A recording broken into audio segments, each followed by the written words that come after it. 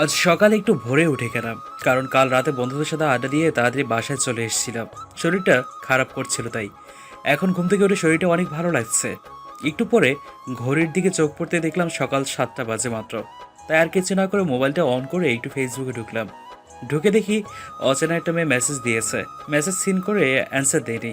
এরপর ফেসবুক থেকে বের হয়ে একটু গেম খেলতে লাগলাম। গেম খেলতে খেলতে 9টা বেজে গেল। ও, আপনাদের তো আমার পরিচয়টা দেওয়া হলো না। আমার নাম নাইমুর রহমান। আমাকে সবাই নাইম বলে ডাকে।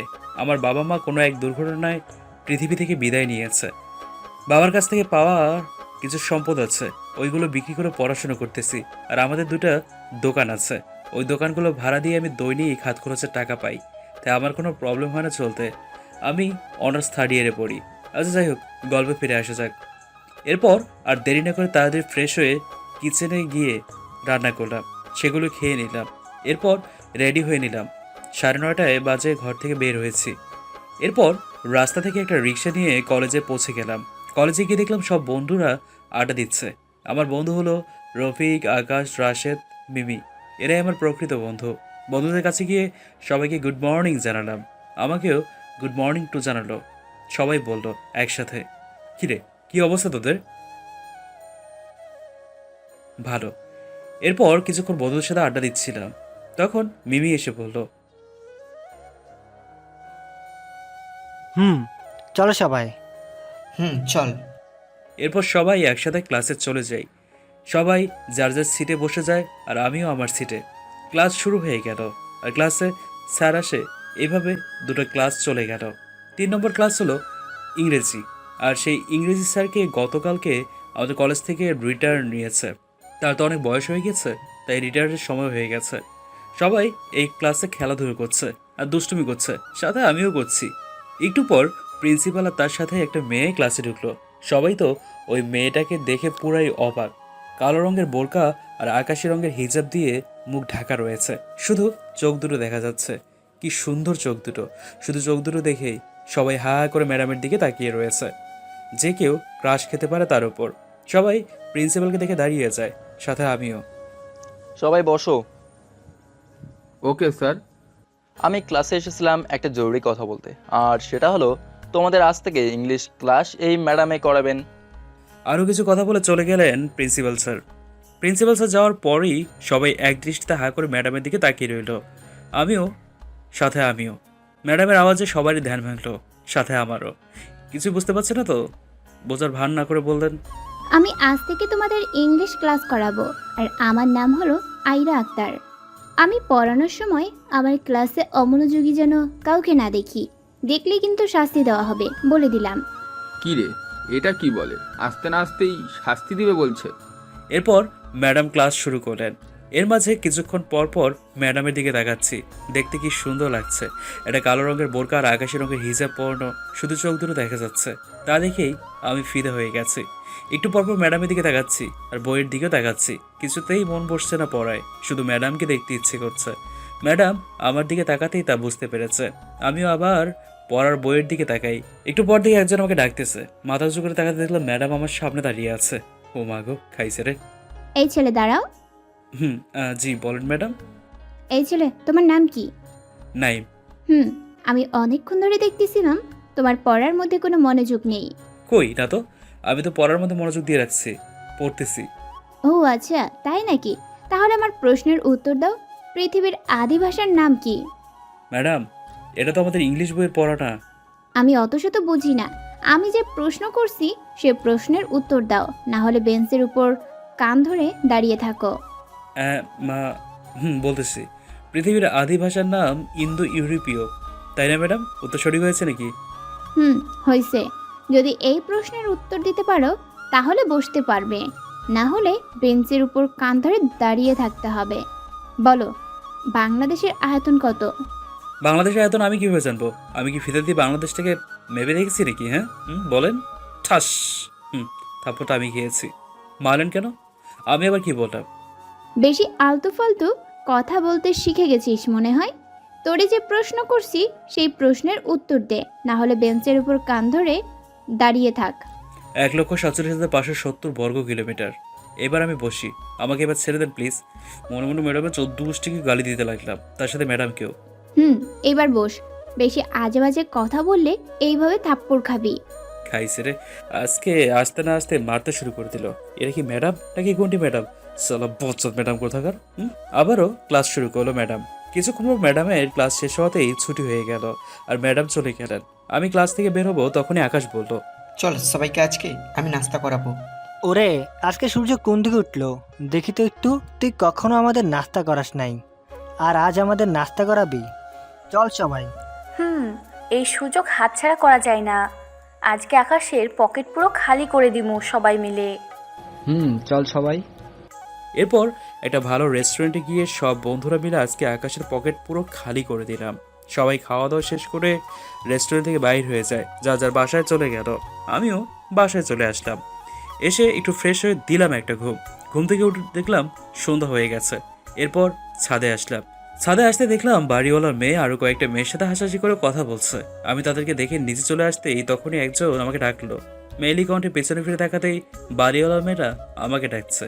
ওই হ্যালো, শুনছেন? একটু এদিকে আসেন। আমি আর কিছু না বলে তাদের সামনে গেলাম। আপনাদের ছাদে আসতেছিলেন, আমাদেরকে দেখে মনে হয় আপনি নিজেই চলে যেতে লাগলেন, তাই না? তখনই বাড়িওয়ালার মেয়ের সাথে আরেকটা মেয়ে আমাকে বলল, আরে না, আমি দেখছিলাম যে আপনারা কথা বলতেছেন, তাই ডিস্টার্ব না করে আমি আমার বাসায় চলে যেতে চাচ্ছিলাম, তাই আর কি। ঠিক আছে, পরে কথা হবে, এখন আমি গেলাম। এই ছেলে, কই যাবেন?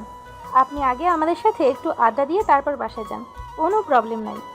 না থাক, আমার মেয়েদের সাথে আড্ডা দিতে প্রবলেম হয়, ছেলে হলে দিতাম। কেন? আমরা কি আপনাকে কোনো ডিস্টার্ব করব? আপনি প্রতিদিন আসতে পারেন ছাদে, আর আমাদের সাথে আড্ডা দিতে পারেন, কোনো প্রবলেম নাই। ঠিক আছে।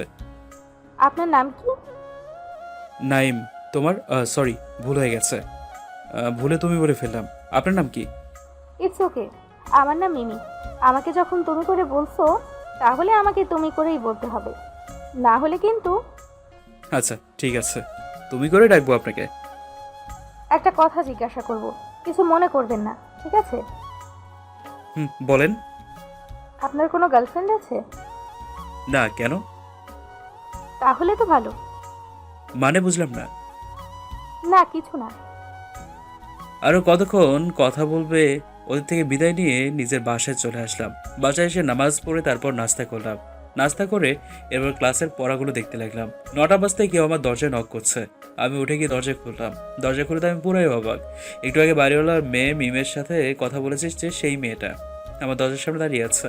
ও, আপনাদের তো বলাই হয়নি, মিমি এ ব্যাপারে দেখতে ধপধপে সাদা, চুলগুলো হালকা লাল রং করানো, চলাফেরা পুরাতন যুগের মতো যে কেউ করতে পারে।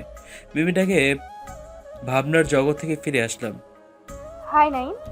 হ্যালো মিমি। কেমন আছেন? ভালো, তুমি? ভালো আছি তো। ভেতরে আসতে বলবেন না আমাকে? ভেতরে আসুন। মিমি রুমে ঢুকতে ঢুকতে বলতো, ওয়াও, আপনার রুমটা তো অনেক সুন্দর, আর রুমটা পরিপাটি গোছানো রয়েছে। কেউ ভেতরে না আসলে বলতেই পারবে না এটা এত সুন্দর করে সাজানো হয়েছে। থ্যাঙ্কস। এরপর কিছুক্ষণ মিমের সাথে গল্প করে একটু পথ চলে গেল তার বাসায়। আমি চলে যাওয়ার পরে ডিনার করে মোবাইলটা হাতে নিয়ে ফেসবুকে ঢুকে কিছু লেখালেখি করে তারপর ফেসবুক থেকে বের হয়ে ঘুমিয়ে পড়লাম। সকালে কারোটাকে আমার ঘুম ভাঙলো। কে যেন একজন দরজার ওপাশ থেকে ঠক ঠক ঠক করতেছে। আমি গামছা হাতে নিয়ে শরীরটা ঢেকে দরজা খুলতে গেলাম। আসলে রাতের বেলা ঘুমানোর আগে শার্টটা খুলে ঘুমিয়েছিলাম তো অতিরিক্ত গরমের কারণে। আমি দরজা খুলে দেখি সামনে মিমি দাঁড়িয়ে আছে, কলেজ ড্রেস গায়ে দিয়ে, কলেজ যাওয়ার জন্য রেডি হয়ে আছে। কিন্তু সে যে ড্রেস গায়ে দিয়ে আছে সেই ড্রেসটা তো আমাদের কলেজের। Good morning Naim. Good morning to. তো রাতে কিরকম ঘুম হয়েছে? ভালো হয়েছে। এখন আপনি তাড়াতাড়ি রেডি হয়ে আমার সাথে চলুন। আর আপনি একসাথে বাইরে ব্রেকফাস্ট করব। আমি চুপ হয়ে আছি। তো যাবেন না আমার সাথে? এখানে দাঁড়িয়ে আছেন। আবার জিগায় যাবো না, কে বলেছে? 2 মিনিট ওয়েট করো, আমি রেডি হয়ে আসতেছি। আমি আর তুমি একসাথে ব্রেকফাস্ট করব, তারপর দুজনে আবার কলেজে যাব, ঠিক আছে? ঠিক আছে। আমি আমার রুমে গিয়ে 10 মিনিট পর রেডি হয়ে তার সামনে আসলাম। ওয়াও, তোমাকে অনেক সুন্দর লাগতেছে। সাদা টি শার্ট এবং কালো প্যান্টে তোমাকে সেই মানাইছে। You are a cute boy. Thanks, কিন্তু পাম্পটা মনে হয় বেশি হয়ে গেছে, একটু কম করে দিও কেমন? যা সত্যি তাই বলেছি, এখানে পাম দেওয়ার কি আছে? বুঝতে পারছি। চলো এখন বাইরে যাব। চলো। বাসা থেকে বাইর হয়ে রাস্তায় আসলাম, তখনই একটা পুলিশের গাড়ি আমাদের দিকে এগিয়ে আসছে। গাড়ি থেকে 4জন পুলিশ নেমে আমার সামনে আসলো আর বলল, আমরা আপনাকে কোথায় যেন দেখেছি। আপনার আসল পরিচয় দেন তো প্লিজ, কিছু মনে করবেন না। আমার পকেট থেকে মানিব্যাগটা বের করে আমার মানিব্যাগের উপর যে লোগোটা লাগানো রয়েছে সেটাকে তাদেরকে দেখিয়ে দিলাম। দেখার সাথে সাথে পুলিশগুলো আমাকে স্যালুট জানালো। আরে আপনারা কি করছেন? আমি জাস্ট সাধারণ জনগণের মতো, তাই না? তখনই 4জন পুলিশ থেকে একজন পুলিশ বলে উঠলো, কি যে বলেন না আপনিও, আপনি আমাদের পুলিশ কমিশনার অফিসারের বন্ধু। হয়তো সে আপনার থেকে বড় হবে, যেটাই হোক আপনি তো তার বন্ধু। আর স্যার আমাদেরকে বললেন আপনাকে যেখানে দেখি সেখানে যেন স্যারের মতো আপনাকেও সম্মান করি। আর আপনার এনার লোগোটা যে কাউকে দেখালেই থমকে যাবে, আপনার যে পাওয়ার। আরও কিছুক্ষণ কথা বলে পুলিশগুলো একটু পর বিদায় নিয়ে গাড়ি নিয়ে চলে গেল। মিমি আমার দিকে অবাক দৃষ্টিতে হা করে তাকিয়ে রয়েছে। আমি মিমিকে বললাম, এভাবে আমার দিকে তাকিয়েছো কেন? তোমার এই চিহ্নটা কিসের? আমার ব্যাপারে অনেক কিছুই জানতে পারবে আস্তে আস্তে। এখন চলো, ব্রেকফাস্ট করতে হবে। চলো। এরপর দুজনে একটা ভালো রেস্টুরেন্টে গিয়ে দুজনের জন্য খাবার অর্ডার করলাম। খাবার শেষ করার পর বিলটা মিমি দিয়ে দেয়। আমি বিলটা দেওয়ার আগেই এরপর দুজনে একসাথে একটা রিক্সা নিয়ে কলেজে চলে আসলাম। কলেজে ঢুকতে দেখলাম আমার বন্ধুরা আড্ডা দিচ্ছে। আমি তাদের সামনে গিয়ে ওদের সাথে মিমিকে পরিচয় করিয়ে দিলাম। মিমি, এগুলো হলো আমার বন্ধু। একজনের নাম রাশেদ, আকাশ, রফিক, জান্নাত। সবার সাথে পরিচয় করে দিলাম মিমিকে। এই মেয়েটা কে? আরে তুই বুঝিস না, এটা ওর নিউ কালেকশন। তুই ঠিক বলছিস তো? এই তোরা একটু থামবি? মিমি হলো আমি যে বাসায় থাকি সে বাসার বাড়িওয়ালার মেয়ে। মিমি এই কলেজে পড়ে, অনার্স সেকেন্ড ইয়ারে। বুঝতে পারছি। তখনই মিমি আমার কানের কাছে এসে আস্তে আস্তে বলল, নাইম, ওই দেখেছো আমার বান্ধবীরা অপেক্ষা করতেছে আমার জন্য। চলো তোমার সাথে ওদেরকে পরিচয় করিয়ে দিই।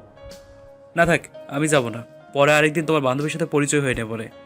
এখন তুমি যাও, একটু পরে ক্লাস শুরু হয়ে যাবে। এরপর মিমি চলে গেল তার বন্ধুদের কাছে। আমি আর কিছুক্ষণ বন্ধুর সাথে আড্ডা দিয়ে সবাই মিলে একসাথে ক্লাসে চলে আসলাম। কিছুক্ষণ পর ক্লাস শুরু হয়ে গেল। দুটো ক্লাস শেষ হওয়ার পর 3 নম্বর ক্লাসটা ম্যাডামের। একটু পর ম্যাডাম চলে এলো। আজকে ম্যাডামের দিকে না দেখি শুধু পড়ায় মনোযোগ দিচ্ছি। একটু পর ম্যাডাম চলে গেলেন। তোমাদের ক্লাস শেষ হওয়ার একটু আগে দেখলাম যে বাইরে কি যেন হইতেছে। সবাই মিলে বাইরে এসে দেখি 30 থেকে 40 জন ছেলে দাঁড়িয়ে আছে কলেজের মাঠে। আর সব ছাত্রছাত্রীরা, টিচাররাও দাঁড়িয়ে রয়েছে। আমি প্রিন্সিপালের দিকে তাকিয়ে দেখলাম 30 থেকে 40 জন ছেলের মধ্যে একজন ছেলে এসে প্রিন্সিপালকে কি যেন বলছে রাগী লোক নিয়ে। মনে হয় ওদের লিডার হবে 30-40 জনের। আমি আর কিছু না ভেবে সোজা প্রিন্সিপালের কাছে চলে যাই। জিজ্ঞেস করলাম কি হচ্ছে এখানে। তখনই সে ছেলেটা বলে উঠল, কে তুই? এখানে কি করতে আসিস? এতজন ছেলের মধ্যে তোর একটু ভয় করে না? এখান থেকে ভাগ, না হলে কিন্তু ঠ্যাং ভেঙে ফেলবো তোর। ভাই, আমি আপনার সাথে কথা বলতেছি না, আমি আমাদের কলেজের প্রিন্সিপাল স্যারের সাথে কথা বলতেছি। প্রিন্সিপাল স্যার, কি হচ্ছে এখানে? আমাকে একটু বলুন প্লিজ।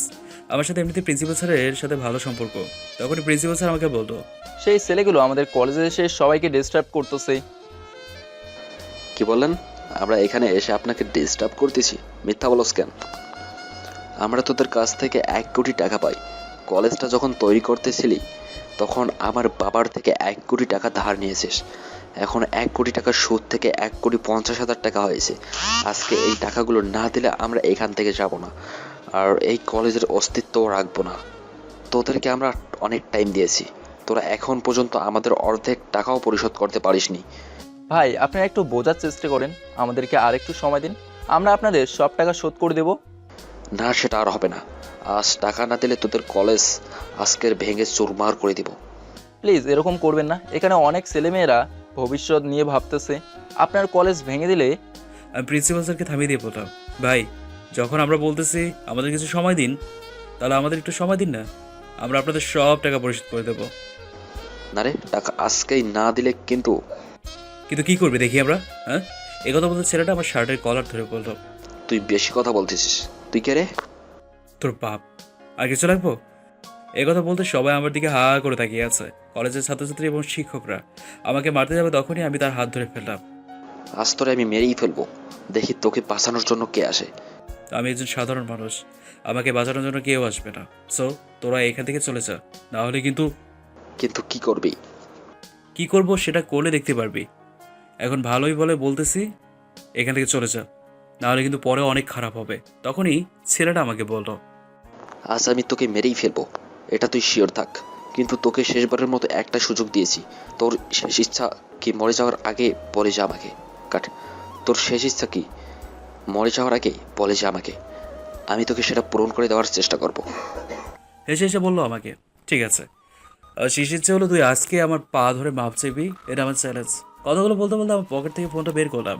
আমি ফোন করে আমার লোকদের খবর দিয়ে দিলাম তারা যেন আমার এই লোকেশনে চলে আসে। তখন ছেলেটা আমাকে মারতে যাবে, আমি তাকে বলি আমার পরিচিতি যদি জানাই দিই তাহলে তুই দম আটকে এক্ষুনি মরে যাবি, তাই তোকে এখন জানাবো না, শুধু 5 মিনিট ওয়েট কর, এরপর সব জানতে পারবি। ঠিক আছে, দেখি তোর কি পাওয়ার। একটু পর 10 থেকে 15 গাড়ি লোক চলে আসলো কলেজের ভিতরে। গাড়ির ভিতরে কম করে হলেও 50 থেকে 60 জন লোক আছে। তাদের সবার হাতে বন্দুক আর 4টা হেলিকপ্টার পুরো কয়েকটাকে ঘিরে ফেলেছে। তখনই হেলিকপ্টার থেকে একজন লোক নেমে আসে। নাইম ভাইয়া, আপনি শুধু অর্ডার করেন, যা করার আমি করব, আপনি শুধু দেখবেন। না থাক, আর কিছু দেখা লাগবে না। আশা করি সবাই বুঝে গেছে আমি কে।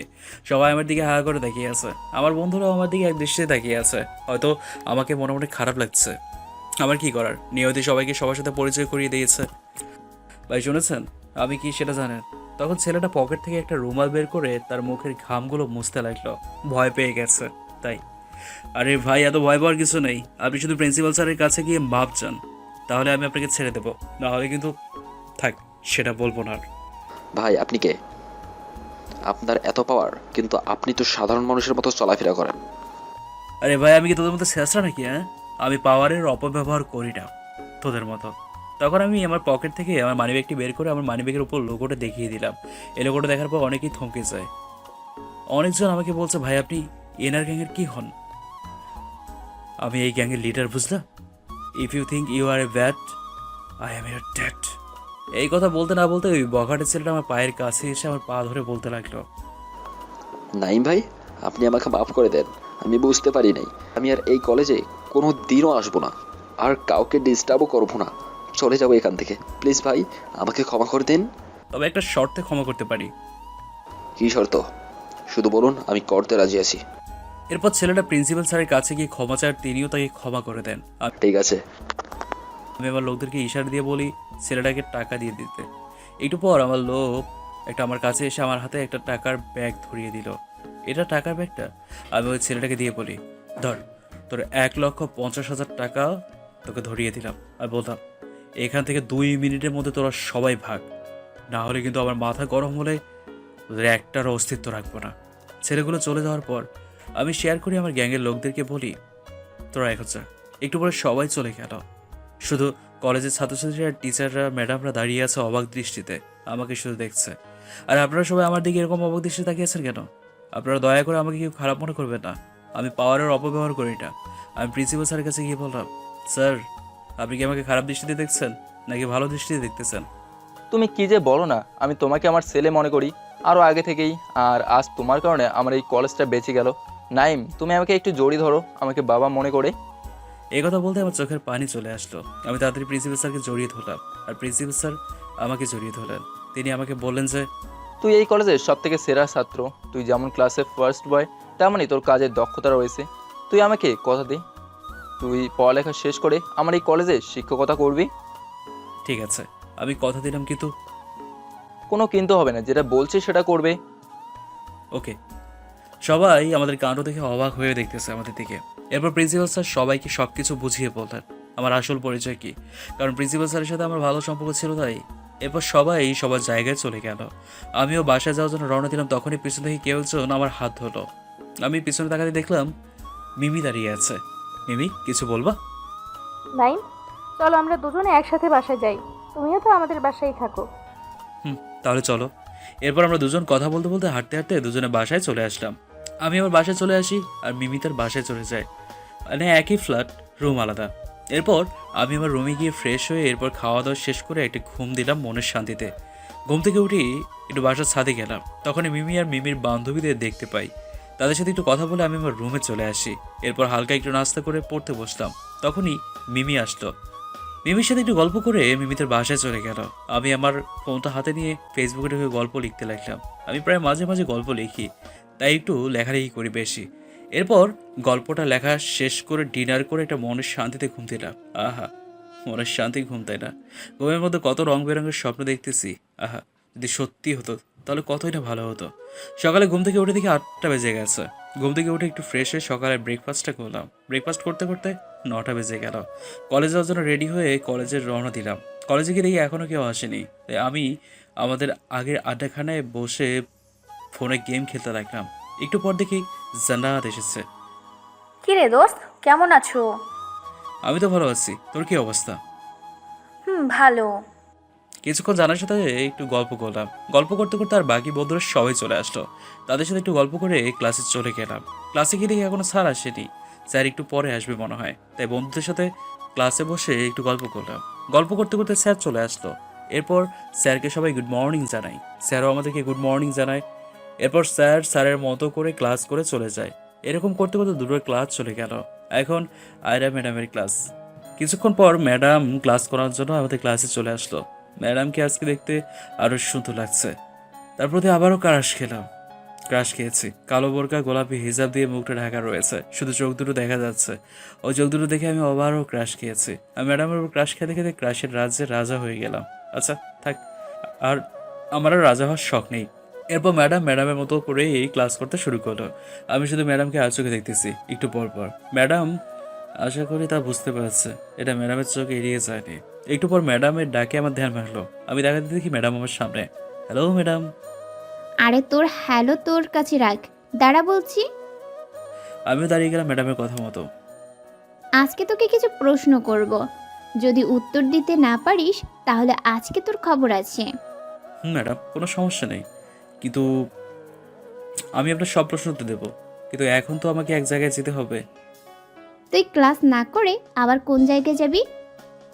না মানে ম্যাডাম কিরে, তুই কখন থেকে করে যাচ্ছিস? ম্যাডাম আমার 2 নম্বর ধরেছে, একটু যেতে হবে, অনেক জোরে ধরেছে, নাহলে কিছুটা হয়ে যাবে এখনই এখানেই। মিথ্যে বললাম কষ্ট থেকে বাঁচার জন্য।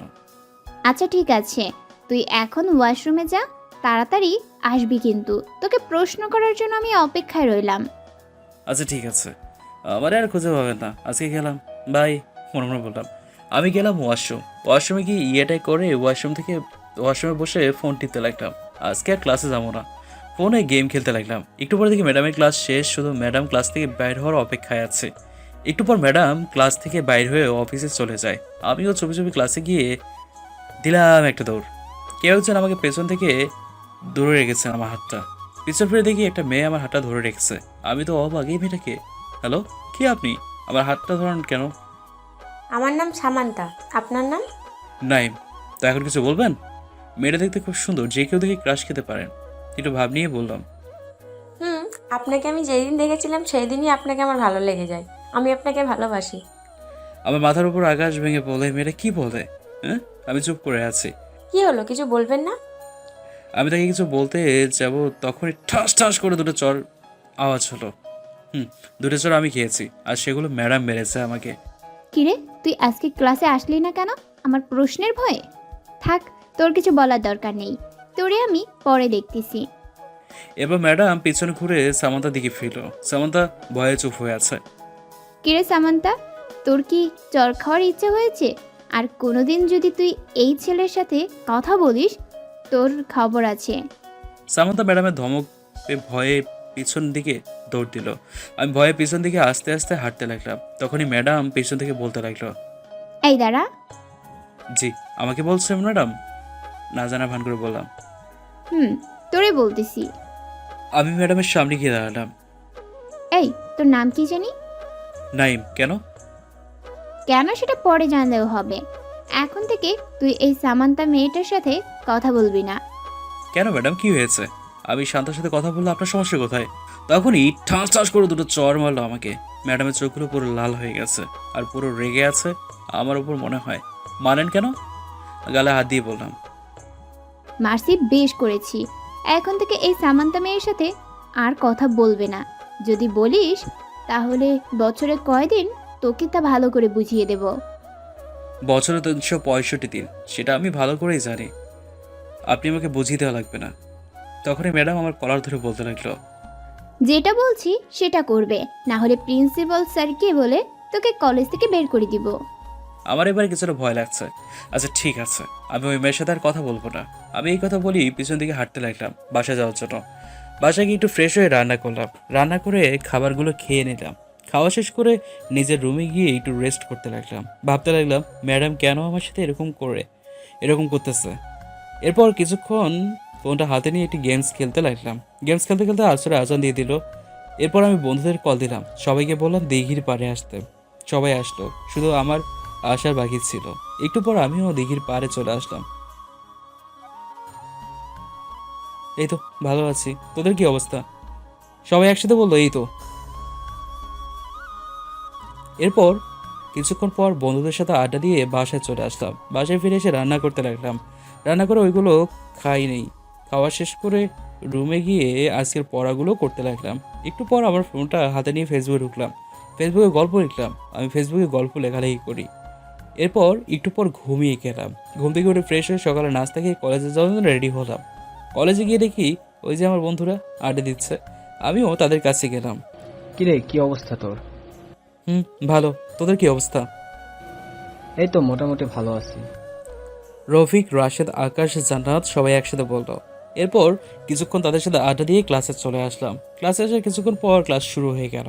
প্রথম ক্লাস একজন স্যার নিয়েছে, এরপর ক্লাস অন্য একজন স্যার নিয়েছে।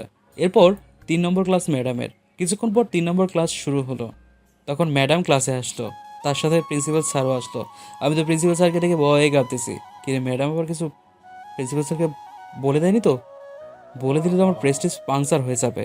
এরপর প্রিন্সিপাল স্যার আর সবাইকে উদ্দেশ্য করে বলতে লাগলো, আজকে তোমাদের সবাইকে একটা কথা বলার ছিল, তাই এখানে আসলাম। অনেক জরুরি কথা, সবাই মন দিয়ে শুনবে, ঠিক আছে? জি স্যার। কালকে তোমাদের কলেজে একটা অনুষ্ঠান আছে। এই অনুষ্ঠানে সবাই যার যার নিজের মন মতো পছন্দের কথাগুলো শেয়ার করতে পারবে, যেমন কবিতা, গল্প, গান, নিজের লাইফ স্টোরি ইত্যাদি। আরও বিভিন্ন কিছু শেয়ার করতে পারবে সবার সাথে। এই অনুষ্ঠানে ফার্স্ট, সেকেন্ড, থার্ডকে পুরস্কৃত করা হবে। যারা যারা এই অনুষ্ঠানে নিজের পছন্দের কথাগুলো শেয়ার করতে বাধ্য, তারা কলেজ ছুটি হওয়ার পর অফিসে চলে এসে নিজের নামটা খাতায় দিয়ে যাবে। ঠিক আছে স্যার, আমরা সবাই যোগ দেওয়ার চেষ্টা করব। এরপর আরও কিছুক্ষণ প্রিন্সিপাল স্যার কিছু কথা বলে ক্লাস থেকে চলে গেল। আমার ভয়টা দূর হয়েছে। ম্যাডাম কিছু প্রিন্সিপাল স্যারকে বলে দেয়নি। এরপর ম্যাডাম ক্লাস শুরু করে দিল। আমি শুধু ম্যাডামকে আর চোখে দেখতেছি আর পড়ায় মন দিচ্ছি। এটা হয়তো ম্যাডামের চোখে এড়ায়নি। ম্যাডাম তা বুঝতে পেরেছেন।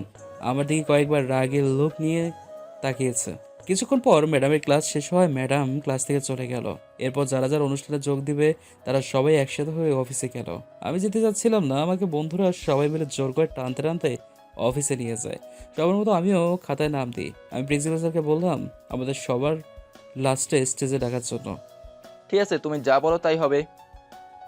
এরপর সবাই অফিস থেকে চলে এসে যার যার জায়গায় সবাই বসে আড্ডা দিতে লাগলাম। কিছুক্ষণ আড্ডা দেওয়ার পর দিয়ে বাসায় যাওয়ার জন্য রওনা দিতে লাগলাম। তখনই কেউ একজন আমাকে পেছন থেকে ডাকছে। আমি পেছনে ফিরে দেখি একটা মেয়ে আমার কাছে আসতেছে। হ্যালো ভাইয়া, আপনার নাম কি নাইম? কেন, কিছু বলবেন? না, কিছু বলার নেই। আপনাকে একটা চিঠি দিতে আসলাম। আমার বান্ধবী সামান্তা আপনার জন্য চিঠিটা পাঠিয়েছে আপনাকে দেওয়ার জন্য। এই যে নিন।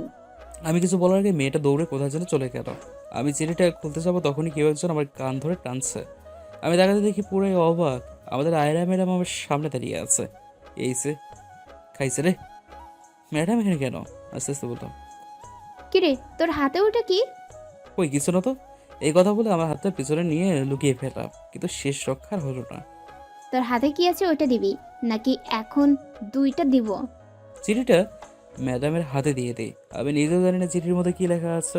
ম্যাডাম চিঠিটা পড়তে লাগলেন আর তখনই আমার কলারটা ধরে টান বলতে লাগলাম, এই তুই জানোস চিঠির মধ্যে কি লেখা আছে? না কই, আমি তো কিছু জানি না। আহারে দোয়া তুলসী পাতা, কিছুই জানে না। তুই কলেজে আসিস কি মেয়েদের সাথে প্রেম করার জন্য? তুই জানিস এই চিঠির মধ্যে তোকে ভালোবাসে এই কথা বলছে? তো কি হয়েছে, আমাকে ভালোবাসতেই পারে, তাতে আপনার কি? আর আপনি আমার পেছনে এরকম রেগে আছেন কেন? হ্যাঁ, আমাকে ছাড়ুন বলছি, ছাড়ুন। এবং ম্যাডাম আমাকে ছেড়ে দিল। তুই জানিস এই চিঠিটা যদি আমি প্রিন্সিপালকে দেই তাহলে তোর কি অবস্থা হবে? না না, এটা করবেন না। প্রিন্সিপাল স্যার আমাকে অনেক ভালোবাসে। তিনি আমাকে তার ছেলের মতো দেখেন। এটা দেখলে তিনি হয়তো কষ্ট পাবে। থাক, আপনার এটা করার দরকার নেই। এখন আপনি কী চান? তুই এখন আমার সাথে চল। না, আমি যাব না। যাবে না মানে তোর ঘাড় যাবে, চল বলছি। আমি যা বলবো তাই করবি, কিছু উল্টাপাল্টা করলে সোজা প্রিন্সিপালকে এই চিঠি দিয়ে দেব। না থাক, আপনাকে কষ্ট করে আর প্রিন্সিপাল স্যারের ভয় দেখানোর দরকার নেই। চলেন, কোথায় যাবেন? কোথায় যাব সেটা দেখলে বুঝতে পারবি, চল এখন আমার সাথে। ম্যাডাম আমার হাত ধরে ম্যাডামের গাড়ির সামনে নিয়ে গেলেন। আমাকে বলতে লাগলো যে, তুই কি গাড়ি চালাতে পারিস? কেন? তাহলে গাড়িতে ওঠ আর গাড়ি ড্রাইভ করতে থাক। শপিং মলে যাব, ভালো দেখে একটা শপিং মলে নিয়ে চল। কিন্তু কেন শপিং মলে যাব কেন? আমি এমনিতে শপিং মলে যাব, কালকে কলেজে অনুষ্ঠান আছে, তাই নতুন পোশাক কেনার জন্য। তোকে যেটা বলছি সেটা কর, বেশি কথা বললে কানের নিচে দিব একটা। কি মেয়ে রে বাবা, শুধু কথায় কথা ঝাড়ি মারে। ধুর, ভাল লাগে না। ম্যাডামটা কেন আমার পেছনে লেগে আছে সেটাই তো বুঝতে পারছি না। আমি তো মনে মনে ম্যাডামের প্রতি একটু একটু ক্রাশ খাইছি, তার শাসনগুলো আমাকে মুগ্ধ করছে। কিরে, এত কিছু কি ভাবছিস? গাড়ি স্টার্ট কর। ওকে, করতেছি, ওয়েট করেন। গাড়িতে উঠে আমি ড্রাইভারের সিটে বসলাম, আর আমার পাশের সিটে ম্যাডাম বসলো। গাড়িটা ড্রাইভ করতে করতে একটা বড় শপিং মলে চলে এসেছি। ম্যাডামকে বললাম, ম্যাডাম আপনার শপিং মলের ভিতরে যান, আমি গাড়িতে বসে আপনার জন্য অপেক্ষা করতেছি। কি বললি তুই? তুই গাড়িতে থাকবি নাকি? চল আমার সাথে শপিং মলে, নইলে কিন্তু। কিন্তু কি করবেন না চাইলে? কিন্তু কি করব সেটা দেখতে চাস? দাঁড়া, দেখাচ্ছি কি করি তাকে। না থাক ম্যাডাম, আপনাকে আর কষ্ট করে কিছু করা লাগবে না। তাহলে শপিং মলে আমি যাইতেছি। এই তো গুড বয়। এরপর ম্যাডামের সাথে শপিংয়ে ঢুকলাম। ম্যাডাম আমাকে বলতে লাগলো, তুমি এখান থেকে কিছু পছন্দ করে নাও। না থাক ম্যাডাম, আমার বাসায় অনেক কাপড় চোপড় আছে। যেটা বলছি সেটা কর। আর হ্যাঁ, এখন যা কিনবি সেগুলো কালকে অনুষ্ঠানে পরে আসবি, না হলে কিন্তু তোর খবর আছে। এ মা, কথা কথা শুধু যেন মারে। ধুর, ভাল লাগে না। আস্তে আস্তে বললাম। আর কিছু না বলে কিছু কাপড় চোপড় পছন্দ করে নিয়ে নিলাম। একটা কালো ব্লেজার আর একটা ব্লেজারের সাথে কালো প্যান্ট, একটা কলার ছাড়া সাদা গেঞ্জি কিনলাম, একজোড়া কালো শু কিনলাম। এরপর ম্যাডাম আমাকে বলল, আর কিছু কিনবি তুই? না থাক, যেগুলো কিনেছি সেগুলো দিয়ে সেরে যাবে কালকে। এরপর আমি ম্যাডামকে বললাম, ম্যাডাম ওই যে একটা কালো আর সাদা শাড়ি দেখতে পাচ্ছেন, ওটা যদি আপনি পরেন আপনাকে খুব সুন্দর লাগবে। এখন যদিও এটা আপনি নিতেন ভালো হতো। একটু মিষ্টি হাসি দিয়ে মায়াবী কণ্ঠেই বললাম। না, আমি শাড়ি পরে কলেজে আসতে পারবো না। কেন শাড়ি পরে কলেজে আসতে পারবেন না? আরও অনেক ম্যাডাম তো শাড়ি পরে কলেজে আসে, আপনি কেন আসবেন না? না, আমি শাড়ি পরে কলেজে আসবো না, আমি বোরখা আর হিজাব পরে আসবো। কি আর করার। এরপর ম্যাডামকে বললাম, ম্যাডাম তাহলে করুন, অন্য দোকানে চলেন যেখানে আপনি কাপড় চোপড় নেবেন। এরপর ম্যাডাম আমাকে নিয়ে আরেকটা দোকানে গেল, ওই শপিং মলে। আমি সেখানে গিয়ে মোটামুটি একটা কালো বোরকার একটা সাদা হিজাব পছন্দ করে দিলাম। এরপর ম্যাডাম ওইগুলো কিনে নিল, সব কিছু বিল ম্যাডাম নিজে দিয়ে দিল। ম্যাডাম এগুলো কালকে পরে আসবেন, ঠিক আছে? দেখা যাক পরে আসতে পারি কিনা। আপনি যদি এগুলো পরে না আসেন তাহলে আমিও এগুলো পরে আসবো না। এখন আপনি আমার দেওয়া পছন্দেরগুলো পরে আসেন, তাহলে আমিও আজকের কেনা পোশাকগুলো পরে আসবো। এরপর দুজনে কথা বলতে বলতে শপিং শেষ করে শপিং মল থেকে বাইরে বের হই। আজকে খুব ভালো লাগছে, আমার সাথে চলাফেরা, কথায় কথায় জারে দিল। কেমন যেন দুর্বল হয়ে যাচ্ছি তার প্রতি। এরপর আমি আর ম্যাডাম গাড়িতে উঠে আমি গাড়ি ড্রাইভ করতে লাগলাম। একটু পর 3 রাস্তার মোড়ে দাঁড়িয়ে গেলাম। ট্রাফিক সিগন্যালে আমরা যে রাস্তায় আছি সেই রাস্তার গাড়িগুলো স্টপে আছে। কি আর করার, আমরাও গাড়ির মধ্যে বসে দুজনে কথা বলতে লাগলাম। আমি বলতে চাচ্ছিলাম না, তাও ম্যাডাম জোর করে শুধু প্রশ্ন করে আমাকে। আমি আর উত্তর না দিয়ে থাকতে পারলাম না, শুধু বকবক করতে থাকি, শুধু বকবক করে। বিরক্ত লাগলেও কেমন যেন তার প্রতি দুর্বল হয়ে যাচ্ছে। ম্যাডামের সাথে কথা বলতে বলতে সামনে তাকাতে দেখি একটা মহিলা, তার কোলে একটি ছোট শিশু রয়েছে। দেখে মনে হচ্ছে অনেক গরিব ফ্যামিলি হবে। মহিলাটির কোলে রয়েছে শিশু, তাই কোলে নেওয়া অবস্থায় তার হাতে একটা কালো ব্যাগ ছিল, ওটা থেকে কিছু একটা পড়ে গেল। আমি ভালো করে দেখি সেটা একটা 5 টাকা দামের পাউরুটি। পাউরুটিটা রাস্তার মধ্যে পড়ে যায়। 3 রাস্তার মোড়ের মাঝখানে মহিলাটি শুধু এদিক ওদিক তাকাচ্ছে পাউরুটিটা নেওয়ার জন্য, কিন্তু গাড়ি আসা যাওয়ার জন্য পাউরুটিটা নিতে পারছে না। দেখে মনে হচ্ছে সেই মহিলাটি অনেক দিন কিছু খায়নি, আর তার কোলের শিশুটিও কান্না করা শুরু করে দিল। মহিলাটি অনেক কষ্ট করতেছে পাওয়ার জন্য, এটা নেওয়ার জন্য, কিন্তু কিছুতেই পাচ্ছে না গাড়ি আসা যাওয়ার জন্য। আমি আর কিছু না ভেবে আশেপাশে শুধু দেখতে লাগলাম। আমার ডান পাশে তাকাতে দেখি একটা পুলিশের বাইক, তার মধ্যে 2জন পুলিশ রয়েছে। আমি পুলিশগুলোকে বললাম, হ্যালো, শুনছেন আমার কথা? বলেন, কোনো সমস্যা হচ্ছে? না, কোনো সমস্যা হইতেছে না। আপনার কাছে যে শর্ট গানটা রয়েছে ওটা আমাকে দেন তো। এই কথা বলতে পুলিশগুলো আমার দিকে অবাক দৃষ্টি তাকিয়ে রইল। হোয়াট, কি বলছেন আপনি? আমি আর কিছু না বলে আমার পকেট থেকে মানিব্যাগটা বের করে মানিব্যাগের উপরের লোগোটা তাকে দেখিয়ে দিলাম। এবার বললাম যে, এবার কি আপনি আমাকে চিনতে পেরেছেন? আমি কে? আপনি এই লোগোটা কই পেয়েছেন? এই লোগোটা হলো আমাদের গ্যাংয়ের লোগো, আর আমি সেই গ্যাংয়ের লিডার। আমি আর পুলিশ কি বলছি কথাগুলো কিছুই বুঝতে পারছে না। মনে হয় ম্যাডাম আমার দিকে অবাক দৃষ্টি তাকিয়ে রয়েছে। এই কথা বলতে পুলিশ দুজন বাইক থেকে নেমে আমার সামনে আসলো, বলতে লাগলো, আসলে আমরা আপনাকে চিনতে পারি নাই, দয়া করে কিছু মনে করবেন না প্লিজ। ঠিক আছে, এখন আপনার শর্ট গানটা আমাকে দিন।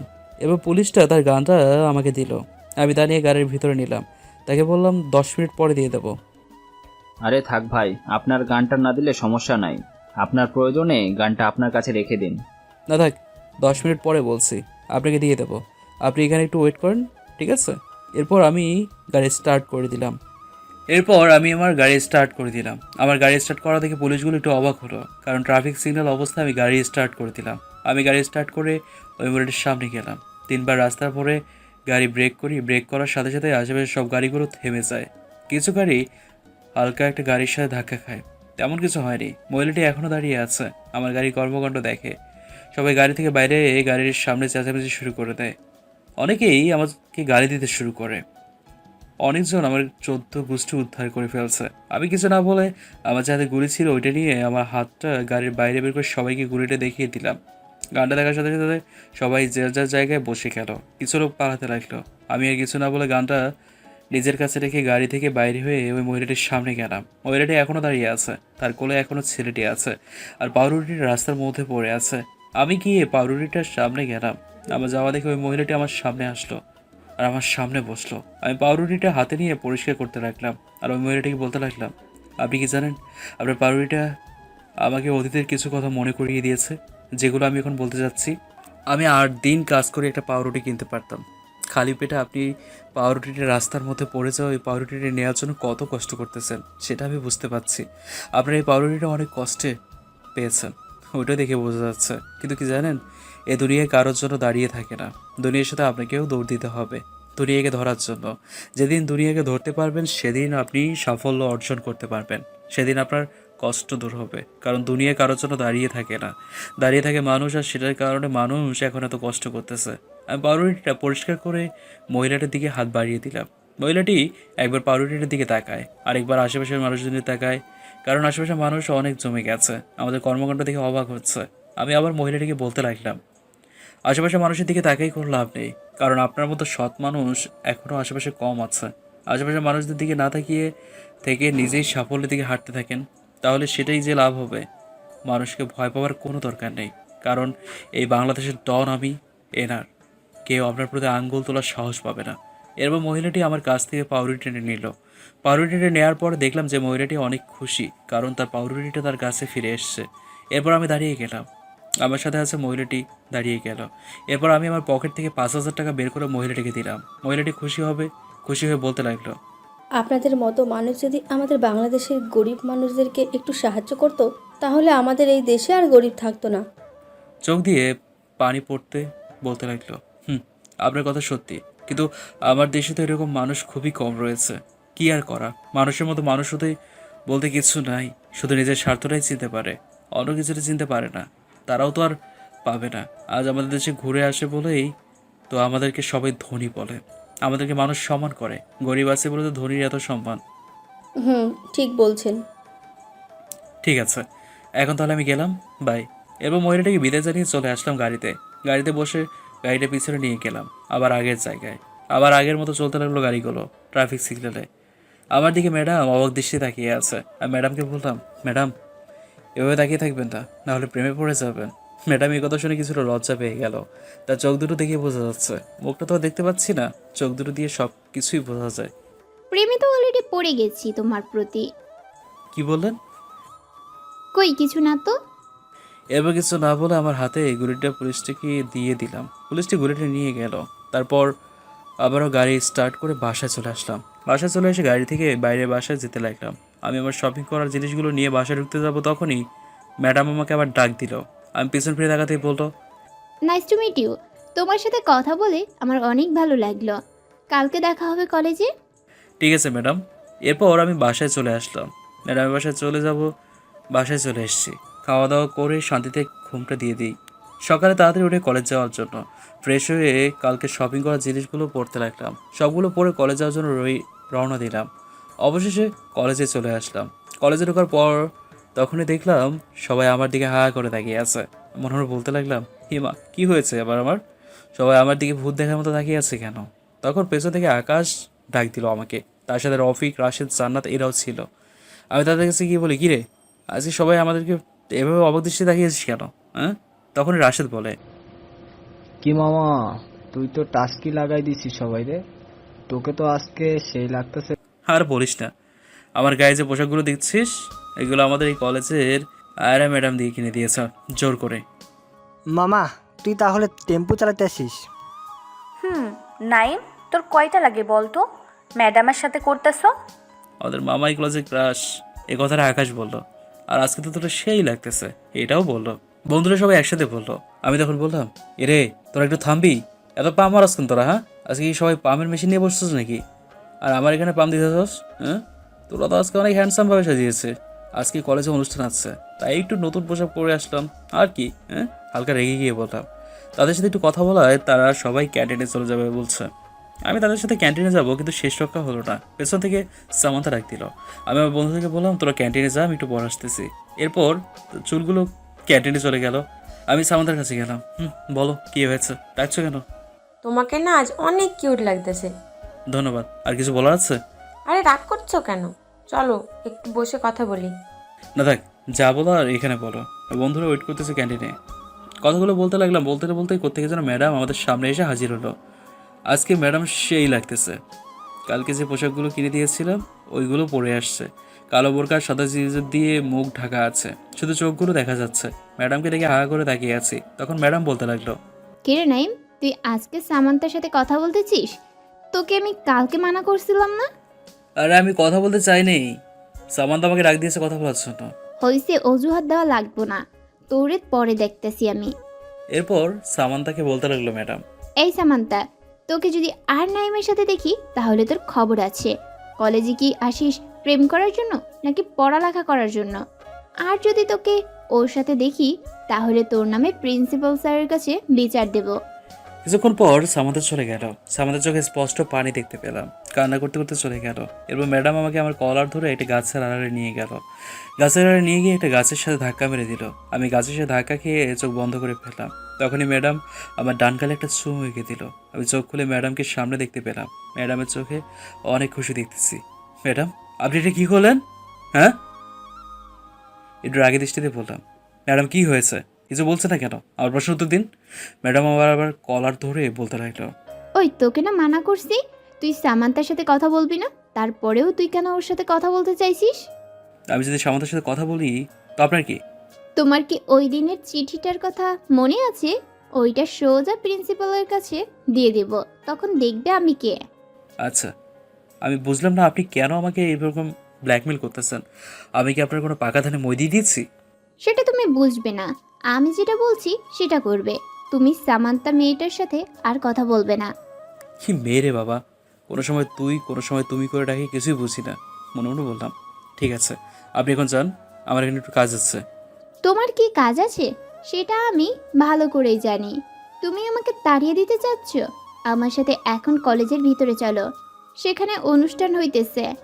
আর তুমি তো অনুষ্ঠানের নাম দিয়েছো তাই না? দিয়েছি তো। না, কিছু হয় নাই তো। অনুষ্ঠানে কিসের জন্য নাম দিয়েছো? কি পাঠ করবে তুমি? সেটা অনুষ্ঠানে গেলে জানতে পারবেন। কি পাঠ করে শোনাবো? ম্যাডাম আপনার একটা কথা বলবো, কিছু মনে করবেন না তো? বলো কি বলবে? ম্যাডাম আমার এখানে আজকে অনেক সুন্দর লাগতেছে। আমার পোশাকের সাথে আপনার পোশাকের মিল আছে, সুন্দর লাগতেছে আপনাকে। একটু পা মারলাম আর কি। এই কথা শোনার পর ম্যাডাম একটু লজ্জা পেয়ে গেল, আবার আমাকে বলতে শুরু করলো, হইছে, আর পাম দিতে হবে না। আসলে তোমাকে আজকে অনেক সুন্দর লাগতেছে। You are a cute boy. আমি কথাটা ঘুরিয়ে বললাম, চলেন তো, কলেজে বিদায় অনুষ্ঠান হচ্ছে, আমরা একটু পরে অনুষ্ঠানে স্টেজে যেতে হবে। ঠিক আছে চলো তাহলে। এরপর আমি আর ম্যাডাম কলেজের ভিতরে অনুষ্ঠানে ছিলাম। কলেজের বিদায় অনুষ্ঠানে গিয়ে দেখি আমার বন্ধুরা আছে। আমি ম্যাডামকে বলে বন্ধুদের কাছে গেলাম। এরপর কিছুক্ষণ বন্ধুদের সাথে কথা বললাম। একটু পর অনুষ্ঠান শুরু হয়ে গেল। অনুষ্ঠানে যার যার নিজের মতো করে অনুষ্ঠানে পাঠ করতে লাগলো। আমার বন্ধু রাশিদ গেল, সে একটা কবিতা পাঠ করলো, অনেক সুন্দর হয়েছে। এরপর জান্নাত গেল, জান্নাত একটা গান গাইলো, সেটাও অনেক সুন্দর হয়েছে। এরপর অনেকে কবিতা, সঙ্গীত, গান যে যেটা পারে সবাই সেটাই পাঠ করলো। সবার শেষে আমাকে ডাকলো, কারণ আমি প্রিন্সিপাল স্যারকে বলে দিয়েছি আমাকে সবার লাস্টে দিতে। যখন স্টেজে আমার নাম ডাকা হলো তখন সবাই আমার দিকে তাকালো। আমার তো মনে হয় এখনই সব কিছু ভুলে যাচ্ছি, কি বলবো। সবাই যেভাবে আমার দিকে তাকিয়ে আছে মনে হয় ভূত দেখার মতো। এরপর আমি স্টেজে গেলাম। স্টেজে গিয়ে দেখলাম প্রিন্সিপাল স্যার আরও কিছু শিক্ষক রয়েছে, তাদের মাঝে মারামারি হয়েছে। ম্যাডাম আমাকে দেখে মিটি মিটি হাসছে, সেটা হয়তো দেখতে পাচ্ছি না কারণ তার মুখটা ঢাকা রয়েছে, তবে চোখগুলো দেখে বোঝা যাচ্ছে মিটি মিটি হাসছে। ম্যাডামের দিকে তাকায় না থেকে আমি স্টেজের সামনে গেলাম, সবার সামনে। স্টেজের সামনে গিয়ে মাইকের সামনে গেলাম। আমি সবাইকে বললাম, হ্যালো এভরিবডি, কেমন আছো সবাই? ভালো আছি, আপনি কেমন আছেন? এই তো ভালো আছি। তারপর আমি সবাইকে উদ্দেশ্য করে বলতে লাগলাম যে আপনারা তো অনেকে অনেক কিছু পাঠ করেছেন, কিন্তু আমি এইগুলো পাঠ না করে আমার জীবনের কাহিনী আপনাদেরকে বলতে চাচ্ছি। যদি আপনারা রাজি থাকেন তাহলে বলুন। এবার সবাই একসাথে বলতে লাগলো, আমরা সবাই রাজি আছি, আপনি বলতে থাকেন। ঠিক আছে, তাহলে সেটাই হোক।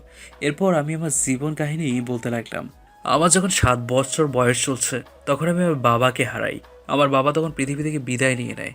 আমার মা ছিল, তখন আমার মা আমাকে যথেষ্ট পরিমাণ সাহায্য করে, আমাকে পড়ালেখা করাতেন, অনেক কষ্টের টাকা জোগাড় করে। আমার মা মাঝে মধ্যে আমাকে অনেক গুরুত্বপূর্ণ কথা বলতেন, আমি সেগুলো এখনও আজ পর্যন্ত কাজে কাজে আমার মার কথাগুলো মনে পড়ে। আমার যখন 10 বছর বয়স ছিল তখন আমার মা অনেক অসুস্থ হয়ে পড়ে, দিন দিন যেন আরও অসুস্থ হয়ে পড়েছেন। আমার মা মানুষের বাসায় গিয়ে কাজ করতো, কিন্তু এখন তা করতে পারছে না। আমার মা অসুস্থ থাকার কারণে আমার মা কোনো টাকা জোগাড় করতে পারেনি, তাই আমার পড়ালেখা করতে অনেক কষ্ট হয়ে যায়। আমার মা অনেক অসুস্থ, ঘরে সারাক্ষণ শুয়ে থাকতো, কিন্তু কি করার, আমার কাছে কোনো টাকা ছিল না মাকে সুস্থ করার জন্য। তখন নিজেকে অনেক অপরাধী মনে হতো, কেন যে এত গরিব হলাম। আমি সংসার চালানোর জন্য একটা দোকানে কাজ করতাম, কষ্টে থাকার জন্য করতে হবে সেগুলো এসে মার জন্য ওষুধ কিনতাম। অল্প কিছু টাকা থাকলে সেগুলো দিয়ে নিত্যদিনের খাবার খেয়ে নিতাম। আমার মা অনেক কষ্টে আমাদের নুন আনতে পান্তা ফুরাইতো। একদিন আমার মা অনেক অসুস্থ, মুখ নিয়ে নাক দিয়ে কান দিয়ে রক্ত বেরোতে শুরু করলো। এটা দেখে আমার শরীর ঠান্ডা হয়ে গেল। আমি কি করব কিছুই বুঝতে পারলাম না। আমি আর কোনো কথা না ভেবে আমার মাকে একটা হসপিটালে নিয়ে যাই। হসপিটালে নিয়ে গিয়ে আমি ডাক্তারকে বলি আমার মা অনেক অসুস্থ, আমার মাকে যে করে হোক কিছুটা করেন, আমার মাকে আমার কাছে ফিরিয়ে দিন। ডক্টর বলল ঠিক আছে। এরপর কিছুক্ষণ পর ডক্টর তার রুম থেকে বেরিয়ে এসে দিল। আবার যেটা শুনলাম সেটা শোনার জন্য আমি মোটেও প্রস্তুত ছিলাম না। ডক্টর আমাকে বলতে লাগলো তোমার মা অনেক অসুস্থ হওয়ার কারণ হলো তোমার মার মাথায় টিউমার হয়েছে, যার কারণে ব্রেন হ্যামারেজ হয়ে গেছে। এখন যদি তোমার মাকে অপারেশন করানো হয় তাহলে তোমাকে 10 লাখ টাকা দিতে হবে।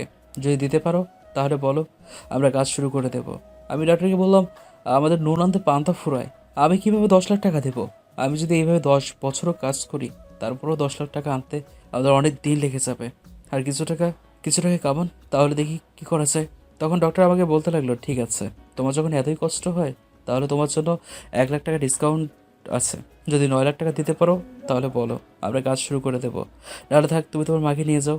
আমি ডাক্তারকে বলতে লাগলাম 9 লাখ টাকা কীভাবে দেবো? তারপরেও একটু দেখেন কি করা যায়। আমি বাড়িতে আসতেছি এই বলে বাইরের দিকে দৌড়ে দিলাম। আমার মাকে বাঁচানোর জন্য টাকা দরকার, সেগুলো জোগাড় করতে গেলাম। আমি 2 ঘন্টা পর হসপিটালে ফিরে আসি 2 লাখ টাকা হাতে নিয়ে। অনেক কষ্টে 2 লাখ টাকা জোগাড় করতে পেরেছি, কিন্তু কি করার। আমি ডক্টরকে এসে বলি ডক্টরবাবু আপনি আমার মাকে বাঁচিয়ে তুলুন, আমার কাছে এখন 2 লাখ টাকা আছে। ডক্টর আমাকে বলতে লাগলো সরি, আমরা সেটা করতে পারবো না।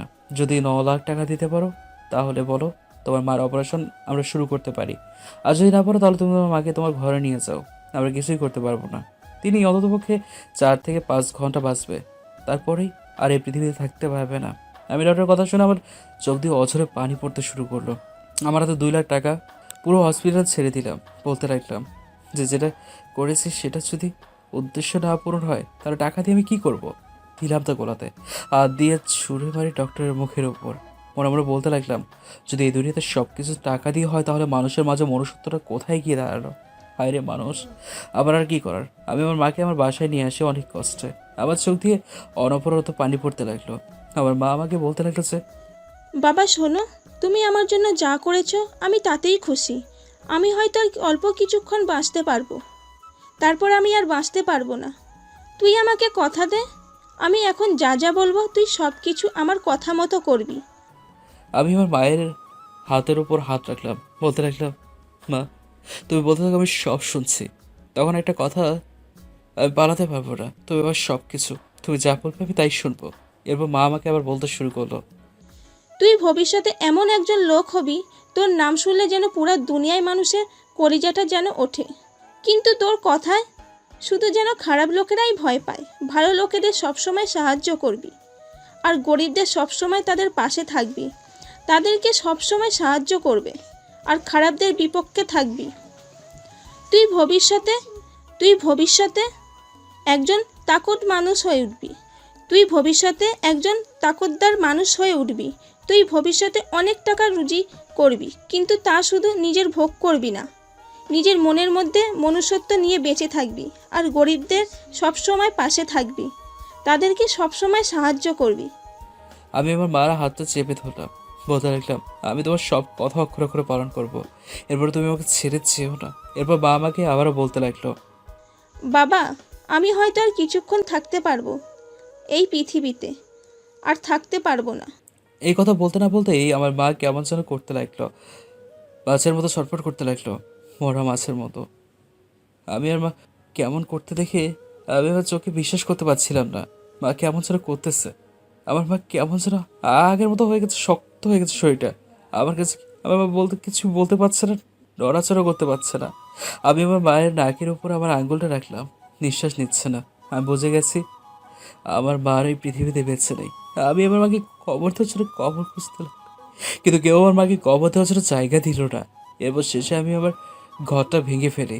আমি আমার মাকে সেই ঘরে দিয়ে পরে পরে বলতে লাগলাম, আমি আজ থেকে এই ঘরে থাকবো না, আজ থেকে আমি আমার ঘরের বাইরে থাকবো, আমার মা থাকবে আমাদের ঘরে।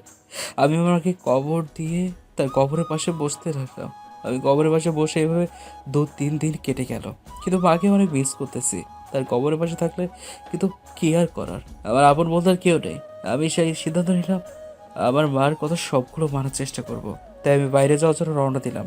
বাইরে যেয়ে দেখি একজন লোক আমার সামনে আশঙ্কা হয়ে দাঁড়িয়ে পড়ে। আমি ভয় পেয়ে যাই। আমি চোখ মুছতে মুছতে তার দিকে তাকাই, আর দেখি লোকটা কিরকম যেন করতেছে। দেখে মনে হচ্ছে পাগল, আবার ঘন্টা ঘন্টা চেহারাও মনে হচ্ছে। সেই লোকটা খুলে বলতে লাগলো, এই ছেলে, টাকা দে, টাকা দে। আমি লোকটাকে বলতে লাগলাম, আরে আমার কাছে কোনো টাকা নেই, আমি নিজেই টাকা খুঁজে বের করেছি। লোকটা আমাকে বলতে লাগলো, তোর কাছে টাকা নেই তাহলে ধর, আমার টাকাগুলো তুই নিয়ে যা। তখনই লোকটা তার পকেট থেকে কিছু টাকা আমার গায়ের উপর ছুঁড়ে মারে। আমি আবার মায়ের কথাগুলো মনে পড়তে লাগলো। আমার মায়ের কথাগুলো মনে করতে করতে আমার মাঝে কেমন যেন গরম হয়ে গেল মাথাটা। আমি লোকটাকে ধমক দিয়ে বলে রাখলাম, আমরা আরও টাকা চাই। তখন লোকটি আমার ধমকে মনে একটু ভয় পেয়ে যায়। এরপর লোকটি আমাকে আবার বলতে লাগলো যে যদি তোর কাছে টাকা না থাকে তাহলে তোর এই কথা বলতে না বলতে তার পাশে একজন লোক হেঁটে যাচ্ছিল, সেই লোকটিকে ধরে সেই লোকটির কাছে বলতে লাগে, টাকা দে, টাকা দে, না হলে আজ তুই শেষ। লোকটি তখন ভয়ে ভয়ে তার পকেট থেকে অনেকগুলো টাকা তাকে দিয়ে দেয়। এরপর লোকটা ওই লোকটাকে ছেড়ে দেয়। এবার লোকটি আমাকে আবার বলতে লাগলো যে দেখলি, যদি নিজেদের টাকা থাকে তাহলে কি করে টাকা নিতে হয়, যদি কারো কাছে টাকা চাস তাহলে বলবি আমাকে কিছু টাকা দিতে। যদি সে নরম কথা লোকটি তোকে কোনো টাকা না দেয় তাহলে তাকে মারার জন্য হাত তুলবি, আর যদি তাতেও তোকে কোনো টাকা না দেয় তাহলে তুই তাকে মারতে শুরু করবি, তাহলে তখনই তোর কাছে টাকা চলে আসবে। আর শোন আমার একটা কথা, আমি লোককে বলতে লাগলাম, কি কথা বলেন? তাহলে কি আমাকে বলতে লাগে যে পাওয়ার, যদি তোর কাছে পাওয়ার থাকে তাহলে তুই নিজেই ধরি, আর সেই পাওয়ারটা পেতে হলে তোকে আমার কথা মতো চলতে হবে। নিজের শক্তিগুলো মানুষের মাঝে বিলীন করতে চাইবি, যদি তাতেও মানুষ যদি না শোনে তাহলে সবাইকে মারতে শুরু করবি, তাহলে তোর কাছে এমনিতেই টাকা চলে আসবে। কারণ মানুষের পাওয়ারটা হলো টাকা, আর টাকাটা পেতে হলে মানুষকে নরম কথা নয়, গরম হাতের গরম মাইর দিতে হবে, তাহলে নিজের পাওয়ারের ব্যবহার করতে পারবে, এতে তোর কাছে টাকা চলে আসবে। আমি লোকটির কথা মতো লোকটিকে বিদায় জানিয়ে আমি আরেক জায়গায় চলে আসলাম। লোকটির কথাগুলো ভাবতে লাগলাম, মায়ের কথাগুলো ভাবতে লাগলাম। ভাবতে ভাবতে আমি অন্য এলাকায় চলে আসি কাজ খোঁজার জন্য। অন্য এলাকায় আসার পর দেখি এক জায়গায় অনেক মানুষ দাঁড়িয়ে আছে গোল করে। আমি ভাবতে লাগলাম এখানে কি হয়েছে, গিয়ে একটু দেখা যাক। আমি একজন লোককে জিজ্ঞেস করলাম, ভাই এখানে কি হয়েছে?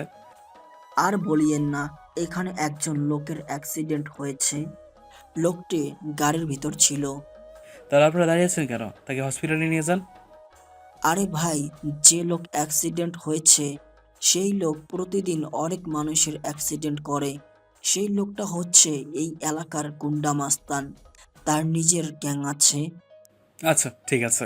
আমি এই কথা বলে লোকটি থেকে বিদায় নিয়ে অ্যাক্সিডেন্ট হয়ে যাওয়া লোকটার কাছে গেলাম। দেখলাম লোকটির মাথায় কাজ ঢুকে গেছে। লোকটির মাথা আপুর শরীর থেকে রক্ত পড়তেছে আর লোকটির পুরো শরীর রক্তে লাল হয়ে গেছে। লোকটির কাছে এগিয়ে গেলাম। এগিয়ে গিয়ে লোকটি কোলে করে নিয়ে আরেকটা সিএনজি ডাকলাম। আমার এইসব কাণ্ড দেখে আশেপাশের মানুষগুলো অবাক দৃষ্টিতে আমার দিকে তাকিয়ে আছে। আমি লোকটিকে সিএনজিতে করে একটা হসপিটালে নিয়ে এসে ডক্টরকে বলে এমার্জেন্সি রুমে পাঠিয়ে দিলাম। আমি লোকটির অপেক্ষায় বসে থাকি এমার্জেন্সি রুমের বাইরে। একটা চেয়ারে বসে ঘুমিয়ে পড়ি। কখন যে ঘুম চলে আসলো খেয়ালই করিনি। একটু পর কারোর আগে ঘুম পারলো। চোখ খুলে দেখি একজন ডক্টর দাঁড়িয়ে আছে। ডক্টর, লোকটির এখন কী অবস্থা? ভালো আছি। 2 ঘন্টা পরে জ্ঞান আসবে আশা করি। অনেক রক্তক্ষরণ হয়েছে, রক্ত দরকার। যে করে হোক রক্ত জোগাড় করেন। A+ রক্ত লাগবে। ডক্টর আমারে A+ রক্ত মানে A পজিটিভ রক্তের কথা বললো। আমি দেবো, যদিও আমার বয়স কম, তারপর আমি রক্ত দেবো, ঠিক আছে? ঠিক আছে, আমরা কি করা? এরপর আমি ডাক্তারের সাথে গিয়ে ওই লোকটাকে রক্ত দিয়েছি। প্রায় 2 ঘন্টা পর লোকটি এগিয়ে আসে। ডক্টর আমাকে এসে বলে, লোকটি হারিয়ে গেছে, আপনি যেতে পারেন। ডক্টর ঠিক আছে। এরপর আমি লোকটির কাছে যাই। লোকটি আমাকে দেখে বলে, বাবা, তুমি কে যে আমাকে সাহায্য করলে? আমি এলাকা নতুন আসছি চাকরির খোঁজে, ছোটোখাটো চাকরি করার জন্য। বাবা, তুমি আমার সাথে কাজ করবে, ঠিক আছে? আমি লোকটির কথা হ্যাঁ বোধক মাথা নাড়ি। এরপর লোকটির সাথে আরও 2 দিন থেকে যাই। এরপর লোকটির সাথে তার বাসায় আসি। তার বাসায় আসার পর আবার জীবনের সব ঘটনাগুলি আমি তাকে বলি। তখন লোকটি আমাকে বলে, সাব্বাস বেটা, তুমি পারবে। জানি না ভবিষ্যতে কী হবে। এরপর আমি লোকটির সাথে যাই। লোকটির খারাপ ব্যবসা করে, হিরোইন, আফিম, বেআইনি অস্ত্র ইত্যাদি আরও অনেক কিছুই তার ব্যবসা আছে। আমি তার সাথে যোগ দিয়ে এগুলো করতে চাই, কিন্তু আমার মনে একটাই উদ্দেশ্য, আমি আমার মার সব কথা অক্ষরে অক্ষরে মানব। আমার নাম শুনে সবাই কেঁপে ওঠে। আমি লোকটির সাথে থাকতে থাকতে লোকে অনেকের কাছে প্রিয় মানুষ হয়ে গেলাম, অনেক কাছের। কিন্তু আমি এর ফাঁকে পড়ালেখাগুলো চালিয়ে যেতে লাগলাম। একদিন লোকটি তার গ্যাংয়ের লোকদের সবার উদ্দেশ্যে বলে যে, সবাই শুনে রাখ, আমি মরে যাওয়ার পর তোমাদের বয়স হবে নাই বস, এই ছেলেটা। সবাই তাদের বসের কথা না করতে না পারে না। তার সাথে আমাকে সবাই ভয় করে, কারণ আমি সব কিছুর মধ্যে কঠোর হয়ে থাকি। একদিন বস মরে যাওয়ার পর আমি বস হয়ে গেলাম। আমি গ্যাংয়ের সব কিছু পাল্টে ফেলি। আমার একটা নাম থাকে, এনার। এই নামটা শুনে পুরো এলাকা কেঁপে ওঠে। আমি একবার যেটা বলি সেটাই করি, কিন্তু আমার মনে মনে একটাই উদ্দেশ্য, আমি এই ফেতনা ফেসাদ থেকে দূরে যাওয়ার। তাই আমি একদিন ঠিক করলাম আমি এই গ্যাংয়ের বস থাকবো, কিন্তু কিন্তু আমি এই গ্যাংয়ের সাথে থাকবো না, কিন্তু তাদের সাথে অ্যাড থাকবো আর জনগণের মাঝে মিশে থাকবো একজন ভালো মানুষ হয়ে। আমার গ্যাংয়ের আজ থেকে কোনো খারাপ কাজ হবে না, শুধু খারাপ কাজগুলো বন্ধ করে দেওয়া হবে, বিভিন্ন গ্যাংয়েরকে সাহায্য করে দেওয়া হবে। বলে সবাইকে, আমার গ্যাংয়ের লোকজনকে বলে সবাই আমার কথার সম্মতি জানায়, কারণ যে আমার কথার সম্মতি জানালো না তার অবস্থা কী হবে সেটা সুযোগ তিনি বুঝবেন। তারা আমার গ্যাংয়ের লোকদের বিদায় দিয়ে আমি জনগণের মাঝে চলে আসি। এখনও মাঝে মাঝে গ্যাংয়ের লোকদের কাছে যাই, কোনো খারাপ কাজ করেছি কি না, কিন্তু এখনও কেউ খারাপ কাজ করতে সাহস পায় নাই, আর পাবেও না। আমি এগুলো ছেড়ে দিয়ে আজ আমি জনগণের মাঝে মিশে গেছি, একজন ভালো মানুষ হওয়ার চেষ্টা করছি, কিন্তু মাঝে মাঝে আমার আসল পরিচয়টা দেয়া লাগে। আমি সেটা জানি না, হয়তো সময় সবার কাছে পরিচয় করিয়ে দেয়। আদৌ কি আমি আমার মায়ের কথাগুলো মনে করি? আর আমি চাই না আমাকে দেখে কোনো ভালো মানুষ ভয় পাক। আমাকে দেখে শুধু খারাপ লোকেরা ভয় পাবে, ভালো লোকেরা আমাকে ভয় পাওয়ার কোনো দরকার নেই, কারণ আমি মানুষকে বিনা কারণে কাউকে শাস্তি দিই না। আমার জীবনে এত কষ্ট হয়েছে আমি নিজেও জানি না, কিন্তু আমি এই কষ্টের মধ্যে দিয়ে আমার সুখটাকে ধরে রেখেছি। এই কথাগুলো বলতে লাগলাম, আমাদের এই কলেজের সকল স্টুডেন্টের মাঝে আমার চোখে অনবরত পানি ঝরতে রয়েছে। আমার কথা শেষ হতে সবাই আমার দিকে একবার করুণ দৃষ্টি দেখালো। দেখলাম অনেকের চোখে পানি জল করছে, আবার কারো চোখ লাল হয়ে গেছে। আমি শিক্ষকদের দিকে তাকাতে দেখি আমাদের প্রিন্সিপাল স্যার, আমাদের আরও শিক্ষক, আবার আমাদের ম্যাডাম, তাদের চোখে পানি জীবনের কাহিনী দেখে। আমি আবার সবাইকে উদ্দেশ্য করে বলতে লাগলাম, হ্যালো গাইস, আমার জীবন আমি অনেক কষ্ট করতে হয়েছে আমাকে, কিন্তু আপনার জীবনে কেউ কষ্ট করেছেন কি না সেটা জানি না, কিন্তু আমার জীবনে আমি অনেক কষ্ট করে আজ এ পর্যন্ত এসেছি। সবসময় আমাকে ভালো দেখে চোখে দেখবেন। আমি আরও কিছু কথা বললাম ছাত্রদের উদ্দেশ্যে। ওইদিকে ইস, ছেলেটাকে দেখলে খুব মায়া হয়। তার জীবনের কাহিনী বলতে বলতে তার চোখ দিয়ে পানি ঝরতেছে আর অনেক কষ্ট হইতেছে, সেটা দেখে বোঝা যাচ্ছে। তার মুখটা লাল হয়ে গেছে, দেখতে খুব হেব্বি কিউট লাগতেছে। মন চাইতেছে ছেলেটাকে ধরে 2 গাল টেনে দেই, কিন্তু সেটা তো করা যাবে না সকলের সামনে। নাহিম, আমি তোমার অপেক্ষায় আছি। আমি তো তোমার ভালোবাসায় দুর্বল হয়ে যাচ্ছি। কেন হচ্ছি সেটা আমি জানি না, হয়তো এটাই ভালোবাসা। এদিকে আমি আরও কিছু কথা বলি। আমি সবাইকে বিদায় জানিয়ে আবার জায়গায় বসে পড়লাম। এরপর কিছুক্ষণ পর অনুষ্ঠান শেষ হয়ে গেল। অনুষ্ঠান শেষ হতে আমি বাসায় চলে আসি। আজকে মনটা ভালো নেই। বাসায় চলে এসে ফ্রেশ হয়ে খাওয়া দাওয়া করলাম। একটা মনের শান্তিতে ঘুম দিই। ঘুম থেকে উঠে দেখলাম 7টা বেজে গেছে। আমি তাড়াতাড়ি ফ্রেশ হয়ে একটু বাইরে গেলাম, বাইরে প্রকৃতির বাতাস খাওয়ার জন্য। বাইরে থেকে আবার আসা যাওয়ার জন্য রওনা দিলাম বাসায়। বাসায় এসে দেখি 9টা বেজে গেছে। বাসায় এসে নিজের রুমে গিয়ে শুয়ে ফোন দেখতে লাগলাম। একটু পর দেখি কেউ যেন আমার দরজাটা নক করছে। আমি দরজা খুলে দেখি মিমি দাঁড়িয়ে আছে। এরপর কিছুক্ষণ মিমির সাথে কথা বলে সেও বাসায় চলে যায়। এরপর আমি রাতের খাবারটা খেয়ে আবার ঘুম থেকে উঠে নাস্তা করে কলেজে যাওয়ার জন্য রওনা দিই। কলেজে গিয়ে দেখি আমার বন্ধুরা আড্ডা দিচ্ছে। আমি বন্ধুদের কাছে গিয়ে কিছুক্ষণ কথা বলে একসাথে ক্লাসে চলে যাই। ক্লাসে যাওয়ার কিছুক্ষণ পর টিচার চলে আসে। টিচার চলে যাওয়ার পর তারপর আরেকজন আসে, সেও ক্লাস শেষ করে চলে যায়। এরপরের ক্লাস ম্যাডামের। ম্যাডাম কালকে আমার সাথে যা করেছে এই কথা মনে বলে খুব লজ্জা লাগে রে বাবা। আর আমি জানি আবার কি করে আমারে। ম্যাডাম আজকে ক্লাসে আসছে, ক্লাসে এসে আমার সাথে একটু কথা বলেনি। আমি মনে মনে ভাবতে লাগলাম ম্যাডামের আবার কি হলো, আমাকে আজকে ক্লাসে একবারও ডাকলো না। এরপর কিছুক্ষণ পর কলেজ ছুটি হওয়ার পর আমি বাসায় যাওয়ার জন্য রওনা দিলাম, কিন্তু পেছন থেকে কেউ একজন আমাকে ডাকছে। আমি তাকে দেখি ম্যাডাম দাঁড়িয়ে আছে। ম্যাডামের কাছে যাই, ম্যাডামকে বলি, ম্যাডাম কিছু বলবেন? হ্যাঁ, কিছু বলার জন্যই তো তোমাকে ডাকছি, তাই না? তাহলে বলে ফেলেন, আমার বাসায় যেতে হবে, বাসায় কিছু কাজ আছে। কি কাজ আছে সেটা খুব ভালো করেই আমি জানি। কালকে আমার জন্মদিন, কালকে আমাদের বাসায় আসবে, ঠিক আছে? না ম্যাডাম, আপনার জন্মদিনে আমি কেন আসবো, আর আমি আপনার কি হই? এই কথা বলতে না বলতে ম্যাডাম আমার কলার ধরে বলতে থেকেছে, তুই যদি কালকে আমার জন্মদিনে না আসিস তাহলে তোর খবর আছে। তখন আমার থেকে খারাপ আর কেউ হবে না, ভালোই ভালোই চলে আসবি। আমি গেলাম তাহলে, আমার অনেক কাজ আছে। আমি মনে মনে ভাবতে লাগলাম এটা কি হলো, ম্যাডাম কেন আমার উপর অধিকার খাটাচ্ছে। যাই হোক, ম্যাডামের চোখ দুটো দেখলে আমার মনের মধ্যে উথাল পাতাল শুরু হয়ে যায়। আমি তোমার আপন পর এমনিতেই ক্রাশ খেয়েছি, থাক কিছু না বলেই ভালো। এরপর আমি বাসায় চলে আসি। বাসায় এসে ফ্রেশ হয়ে খাওয়া দাওয়া করে একটু ঘুম দেই। আমি কলেজের জন্য রেডি হলাম। রেডি হয়ে কলেজে গেলাম। কলেজে গিয়ে দেখি বন্ধুরা আড্ডা দিচ্ছে। তাদের কাছে গিয়ে কিছুক্ষণ কথা বলে ক্লাসে চলে গেলাম। ক্লাসে কিছুক্ষণ কাজ করার পর সবাইকে ছুটি দিয়ে দিল। আমি বাসায় এসে একটা ঘুম দেই। ঘুম থেকে উঠে দেখি 7টা বেজে গেছে। মনে মনে ভাবতে লাগলাম যাবো নাকি যাবো না। না, না যাওয়াটাই ভালো হবে। আমি ম্যাডামের কি হই, যাবো না কারো জন্মদিনে। একটা কাজ করলাম, বাসার দরজার মধ্যে একটা বড় তালা লাগিয়ে দিলাম। দরজার মতো তালা লাগিয়ে দিয়ে ঘরের মধ্যে ঢুকে সব লাইট অফ করে দিলাম, যাতে ম্যাডাম যদি আবার আমাকে নিতে আসে তাহলে আমি বাসায় নিয়ে আবার সে নিজের বাসায় ফিরে যাবে। আমি কানে হেডফোন লাগিয়ে দিয়ে গান শুনতে লাগলাম। কিছুক্ষণ পর দেখি আমার ঘরের সামনে দাঁড়িয়ে আমার দরজার সামনে একটা কি যেন করতেছে। একটু পর দেখি আওয়াজটা বন্ধ হয়ে যায়। আমি দরজা দিয়ে না দেখি জানালার মধ্যে দাঁড়িয়ে থাকি। তাকিয়ে দেখি যে ম্যাডাম কেমন যেন হয়ে গেছে। মনে হয় আমি বাসায় নিয়ে দেখি সে একটা গাড়ি নিয়ে আসে, মনে হয় আমাকে নিয়ে যাওয়ার জন্য। আমি তো বাসায় নেই। মনে পড়ে সে আবার নিচে যায় গাড়ির কাছে গিয়ে গাড়িকে জোরে লাথি মারে আর তার হাতের মোবাইলটা ছুঁড়ে মারে রাস্তার মধ্যে। মোবাইলটা ছন্ন বচ্ছন্ন হয়ে যায়। এবার গাড়ির মধ্যে ঢুকে গাড়িটা ব্যাক করে আবার ফিরে যায়। মনে মনে ভাবতে লাগলাম ম্যাডাম এটা কি করলো, ম্যাডাম কি তাহলে আমাকে মনে মনে ভালোবাসে নাকি? এমনই ধুর, ভালো লাগে না। কিছুক্ষণ পর ঘুম দিয়ে সকালে উঠে আমার ফোনটা অন করি। রাতে ফোনটা অফ করে রেখেছিলাম যাতে কেউ ফোন দিলে আমাকে না পায়। কলেজে থেকে বন্ধুরা আড্ডা দিচ্ছে। আমি তাদের কাছে গিয়ে কিছুক্ষণ কথা বলে ক্লাস হবে সবাই ক্লাসে যাওয়ার জন্য চলে গেলাম। কিছুক্ষণ পর দেখি একজন পিয়ন এসে আমাকে খুঁজতে থাকে। আমাদের ক্লাসে এসে বলতে থাকে, এই ক্লাসে নাইমকে? নাইম দাঁড়িয়ে যায়। জি বলুন। আমি নাইম। আপনাকে প্রিন্সিপাল স্যার ডেকেছে। কেন রাখতেছে আমাকে? জানি না, আপনাকে যেতে বললো আমার সাথে অফিসে। চলেন। এরপর আমি পিয়নের সাথে অফিসে যাই।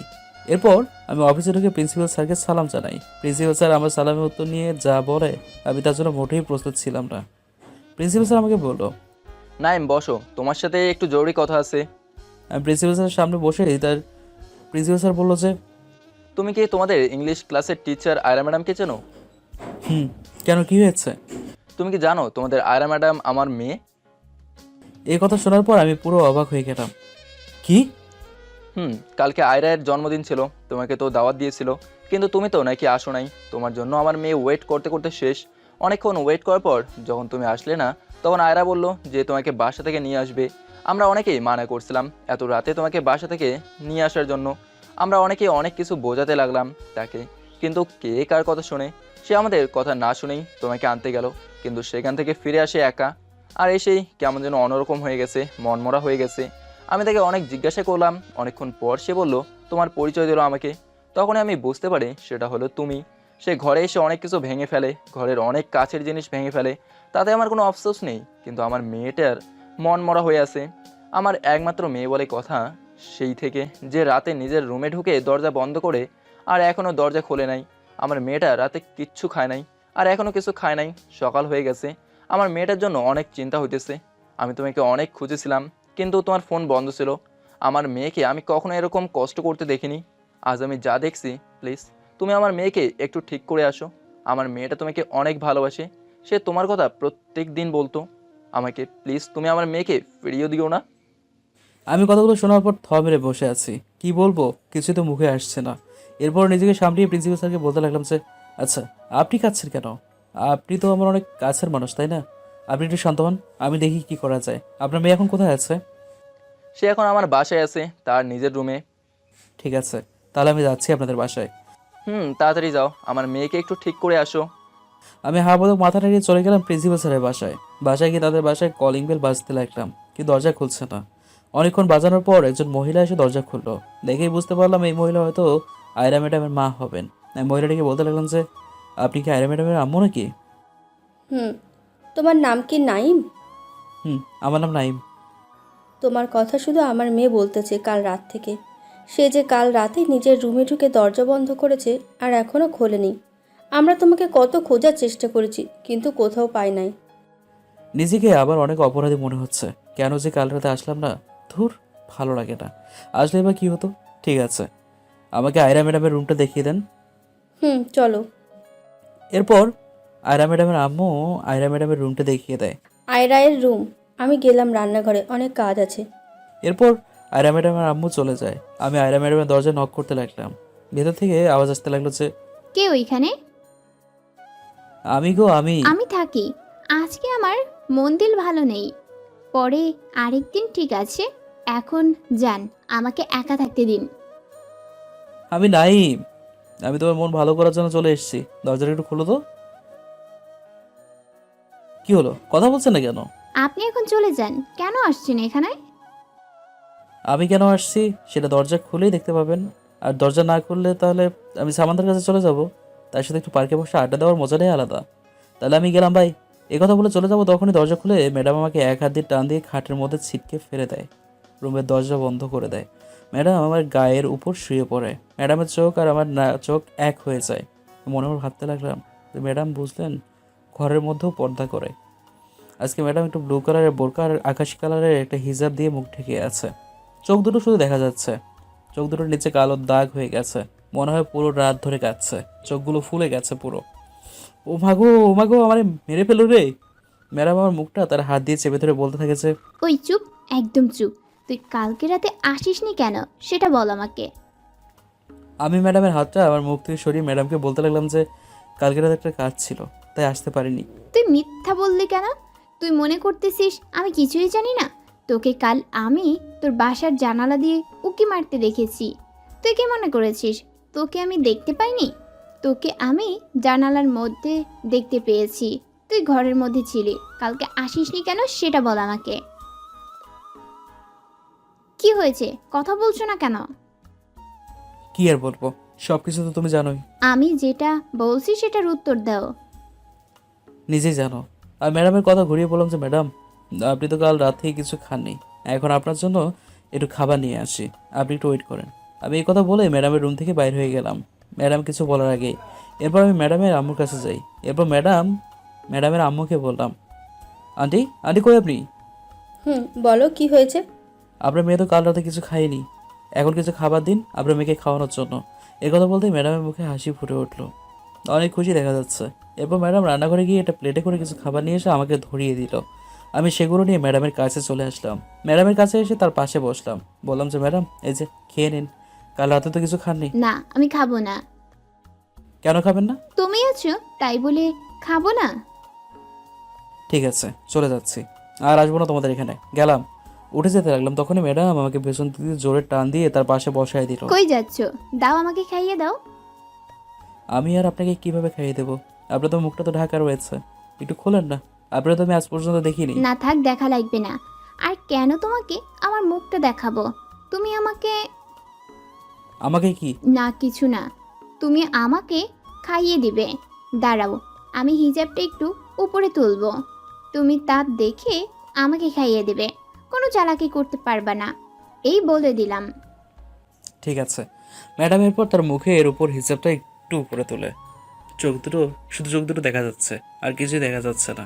আমি তো পুরোই অবাক। ঠোঁট দুটো হালকা গোলাপি, আর ঠোঁট দুটো নিচ থেকে ছোট একটা তিল। দেখে তো আর নিজেকে সামলাতে পারিনি। দাঁড়াও, তোমার আমি কি করে দেখো। আগে খাবারটা তোমাকে খাইয়ে দিই, তারপর না হয় কী করবো সেটা পাড়ুক পাড়িয়ে দেখতেই পাবে। এরপর আমি আর কিছু না বলে ম্যাডামকে খাইয়ে দিলাম। প্লেটে রাখা সবগুলো খাবার খাইয়ে দিলাম অনেক কষ্ট করে। এরপর ম্যাডামকে বললাম যে একটু পানি খেয়ে নিন। ম্যাডাম তারপর পানি খেয়ে যখন ম্যাডাম তার মুখের উপর হেজাবটা নামাবে, তখনই ম্যাডামের হাতটা ধরে দিলাম, তার ঠোঁট বরাবর একটা কামড়, আর তার সাথে ফ্রিতে একটা কিস করে দিলাম। হয়তো ম্যাডাম এটার জন্য মোটেও প্রস্তুত ছিল না, কিন্তু কী করবো, ম্যাডামের ঠোঁট দুটো দেখে আর নিজেকে সামলাতে পারিনি। অনেকক্ষণ সামনে রেখেছিলাম, সামনে রেখে খাইয়ে দিয়ে মেইন কাজটা করে ফেলি।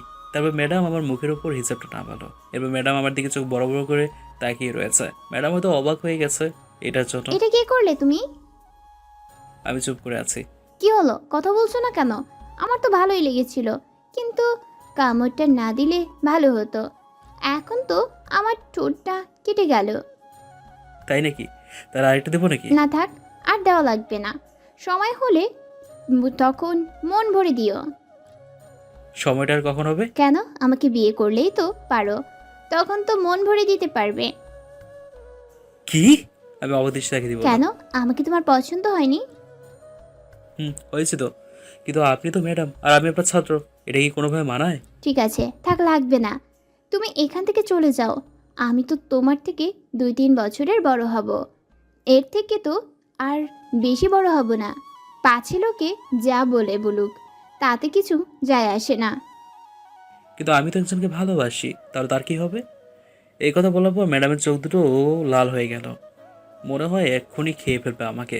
আর তখনই আমার হাতে প্লেটটা, যেটার মধ্যে খাওয়াচ্ছিলাম, একটু আগে খেয়েছিল, ওই প্লেটটা জোরে আছাড় মারে দরজার মধ্যে। আছাড় মারার সাথে সাথে প্লেটটা টুকরো টুকরো হয়ে যায়। আমি এটা দেখার জন্য মোটেই প্রস্তুত ছিলাম না। কি জেদি মেরে বাবা! তখনই ম্যাডামের আম্মু চলে আসে, এসে বলতে থাকে, কি হয়েছে, এইভাবে ভাঙলো কে? আরে কিছু হয়নি, এমনি হাত থেকে পড়ে ভেঙে গেছে। না, কিছু না। তুমি এখান থেকে চলে যাও।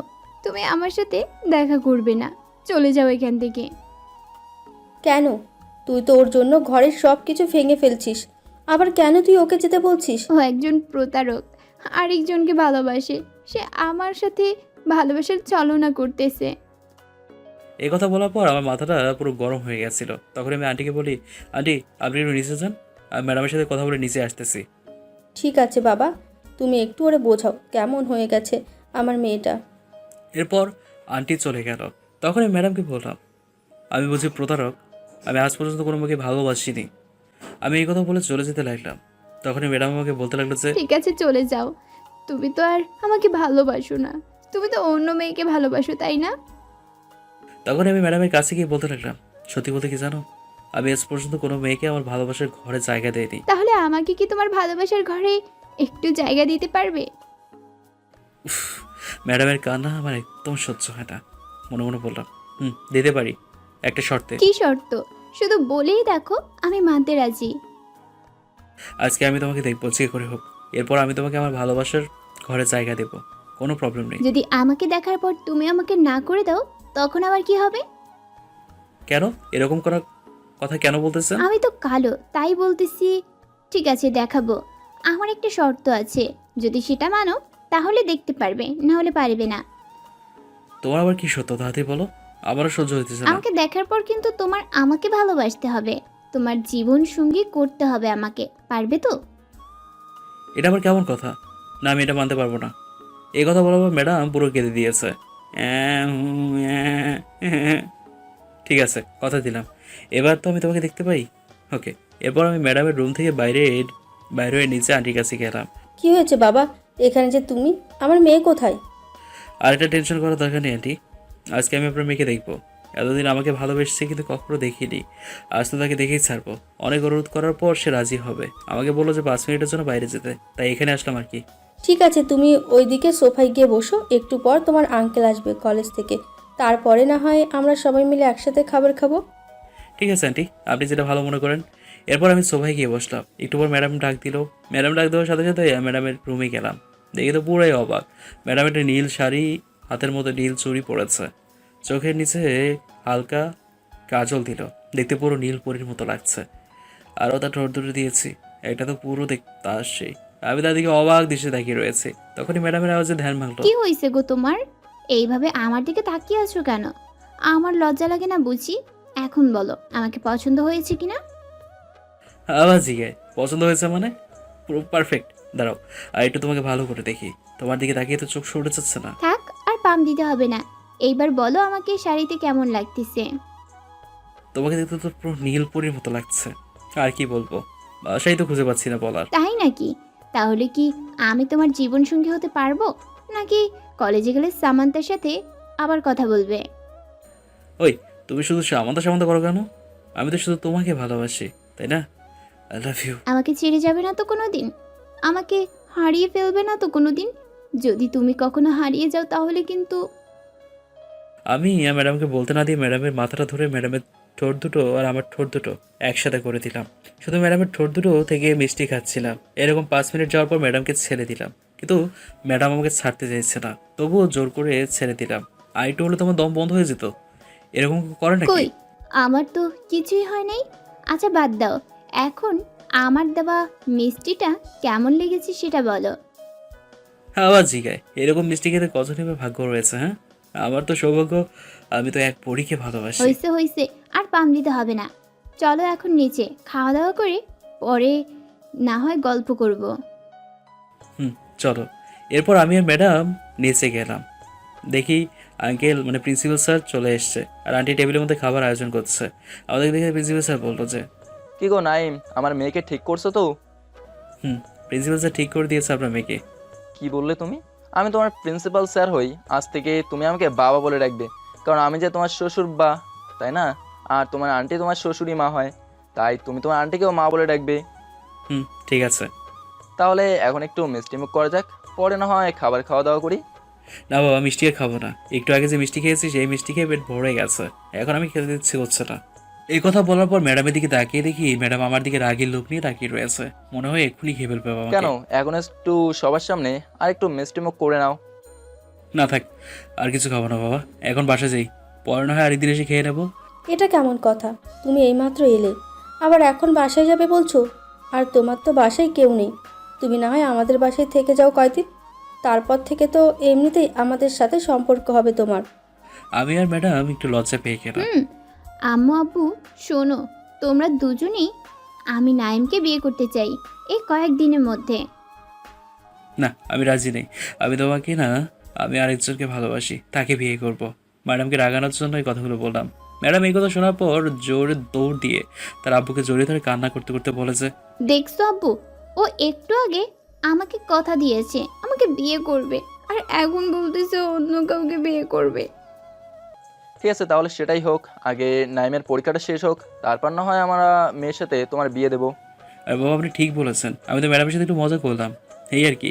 আমি বিয়ে করলে আবার পরীক্ষার পর বিয়ে করব, এখন আর বিয়ে করব না, এখন আমার পড়া আছে। আমি অত কিছু বুঝি না, আমাকে বিয়ে করলে আজকে বা কালকের মধ্যে করতে হবে। আয়রা, পাগলামি করিস না, ও তো ঠিকই বলছে, পরীক্ষাটা শেষ হোক তারপর না হয় তাদেরকে বিয়ে দেব, এখন এত তাড়াতাড়ি কিসের? এই তো আমার মা ঠিক আমার মতোই হয়েছে, একেবারে ঠিক কথা বলেছেন। বুঝতে হবে না ছেলেটা কার। না না না, আমি মানি না। এরপর অনেক জোরাজোরিতে ম্যাডামকে রাজি করানো হয়। দিনগুলো এইভাবেই যেতে থাকে। ম্যাডাম মাঝে মধ্যে আমার বাসায় আসে, আমার বাসায় এসে আমাকে রান্না করে দিয়ে আবার তার বাসায় ফিরে যায়। এভাবেই দিনগুলো কেটে যায়। আবার আমি মাঝে মধ্যে ম্যাডামকে রাগানোর জন্য ম্যাডামের সামনে মেয়েদের সাথে হেঁটে এসে কথা বলি, যেন ম্যাডাম রেগে যায়। এরকম দুষ্টি মিষ্টি ঝড়ও চলতে থাকে আমার আর ম্যাডামের মাঝে। এরকম করতে করতে আমার পরীক্ষা চলে আসলো। সব পরীক্ষাগুলো দেওয়ার পর কিছুদিন পরে আমাদের পরীক্ষার রেজাল্ট চলে আসে। রেজাল্টের মধ্যে আমি ভালোই পাশ করেছি, ভালোভাবেই। সেদিন বন্ধুর কাছ থেকে একটু আড্ডা দিয়ে সব বন্ধুর কাছ থেকে বিদায় নিয়ে চলে আসলাম। কিন্তু এটার মাঝে সামান্তাকে ভালো করে বুঝিয়ে দিলাম যে আমি ম্যাডামকে ভালোবাসি। প্রথমে সামান্তা কিছুতেই মানতে রাজি নয়। পরে অনেক বোঝানোর পর রাজি হয়েছে। আমার জন্য শুধু শুধু কেন এই মেয়েটা কষ্ট করতে যাবে। এরপর ম্যাডাম আর আমার বিয়ে হয়ে গেল। বাসর রাতে রাত 11টা বাজে। আমি বাসর ঘরে দরজার সামনে দাঁড়িয়ে আছি। ঢুকতে একটু লজ্জা করছে। এবার বন্ধুদের ঠেলাঠেলি বাসর ঘরে ঢুকিয়ে দেবে। বন্ধুদের ধাক্কা ধাক্কি দিয়ে বাসর ঘরে ঢুকতে হলো। বাসর ঘরে ঢুকে দরজাটা লাগিয়ে দিলাম। এরপর ম্যাডাম আমার সামনে এসে আমাকে সালাম করলো। থাক থাক, আর সালাম করতে হবে না, উঠে পড়ো। কেন? আমি আমার জামাইকে সালাম করতেছি, তোমার কোনো সমস্যা? না, আমার কোনো সমস্যা নেই। এরপর ম্যাডাম আবার খাটের উপর গিয়ে বসে পড়ে বড় একটা ঘুমটা দিয়ে। এরপর আমি তার পাশে গিয়ে বসি, তার মাথার উপরে ঘুমটাটা তুলে ফেলি। আজও তো আমার বুকে পুরো লাল পরীর মতো লাগছে। ম্যাডাম, আপনাকে তো সেই লাগতেছে, পুরো লাল পরীর মতো। আজ থেকে আমাকে কোনো ম্যাডাম বলে ডাকবে না, আমাকে আমার নাম ধরে ডাকবে, ঠিক আছে? ঠিক আছে মহারানী। এবার আমি ম্যাডামকে ইশারা দিয়ে বললাম, চলো না আমরা দুজনে ওটা করে ফেলি। যা দুষ্টু। এরপর ম্যাডাম আমাকে ধাক্কা দিয়ে খাটের উপরে ফেলে দেয় আর আমার উপর বসে পড়ে। ও মাগো, ও মাগো, আমারে মেরে ফেলেছে। এই একদম চুপ চুপ, কোনো চিল্লাচিল্লি করতে পারবে না। চলো না আমরা দুজন বাসর রাতটা করে ফেলি। দাঁড়াও, বাসরাত করার আগে লাইটটা অফ করো না, নাহলে আমার পাঠক পাঠিকারা দেখে ফেলবে তো। তোমার পাঠক পাঠিকারা এত লুচু কেন? এই যান আপনারা, ভাগেন। আর ওদেরকে কিছু বলো না, পরে ওরা রাগ করবে। এরপর আমি লাইটটা অফ করে দিয়ে আমরা দুজন ভালোবাসার সাগরে অতলে হারিয়ে যাই।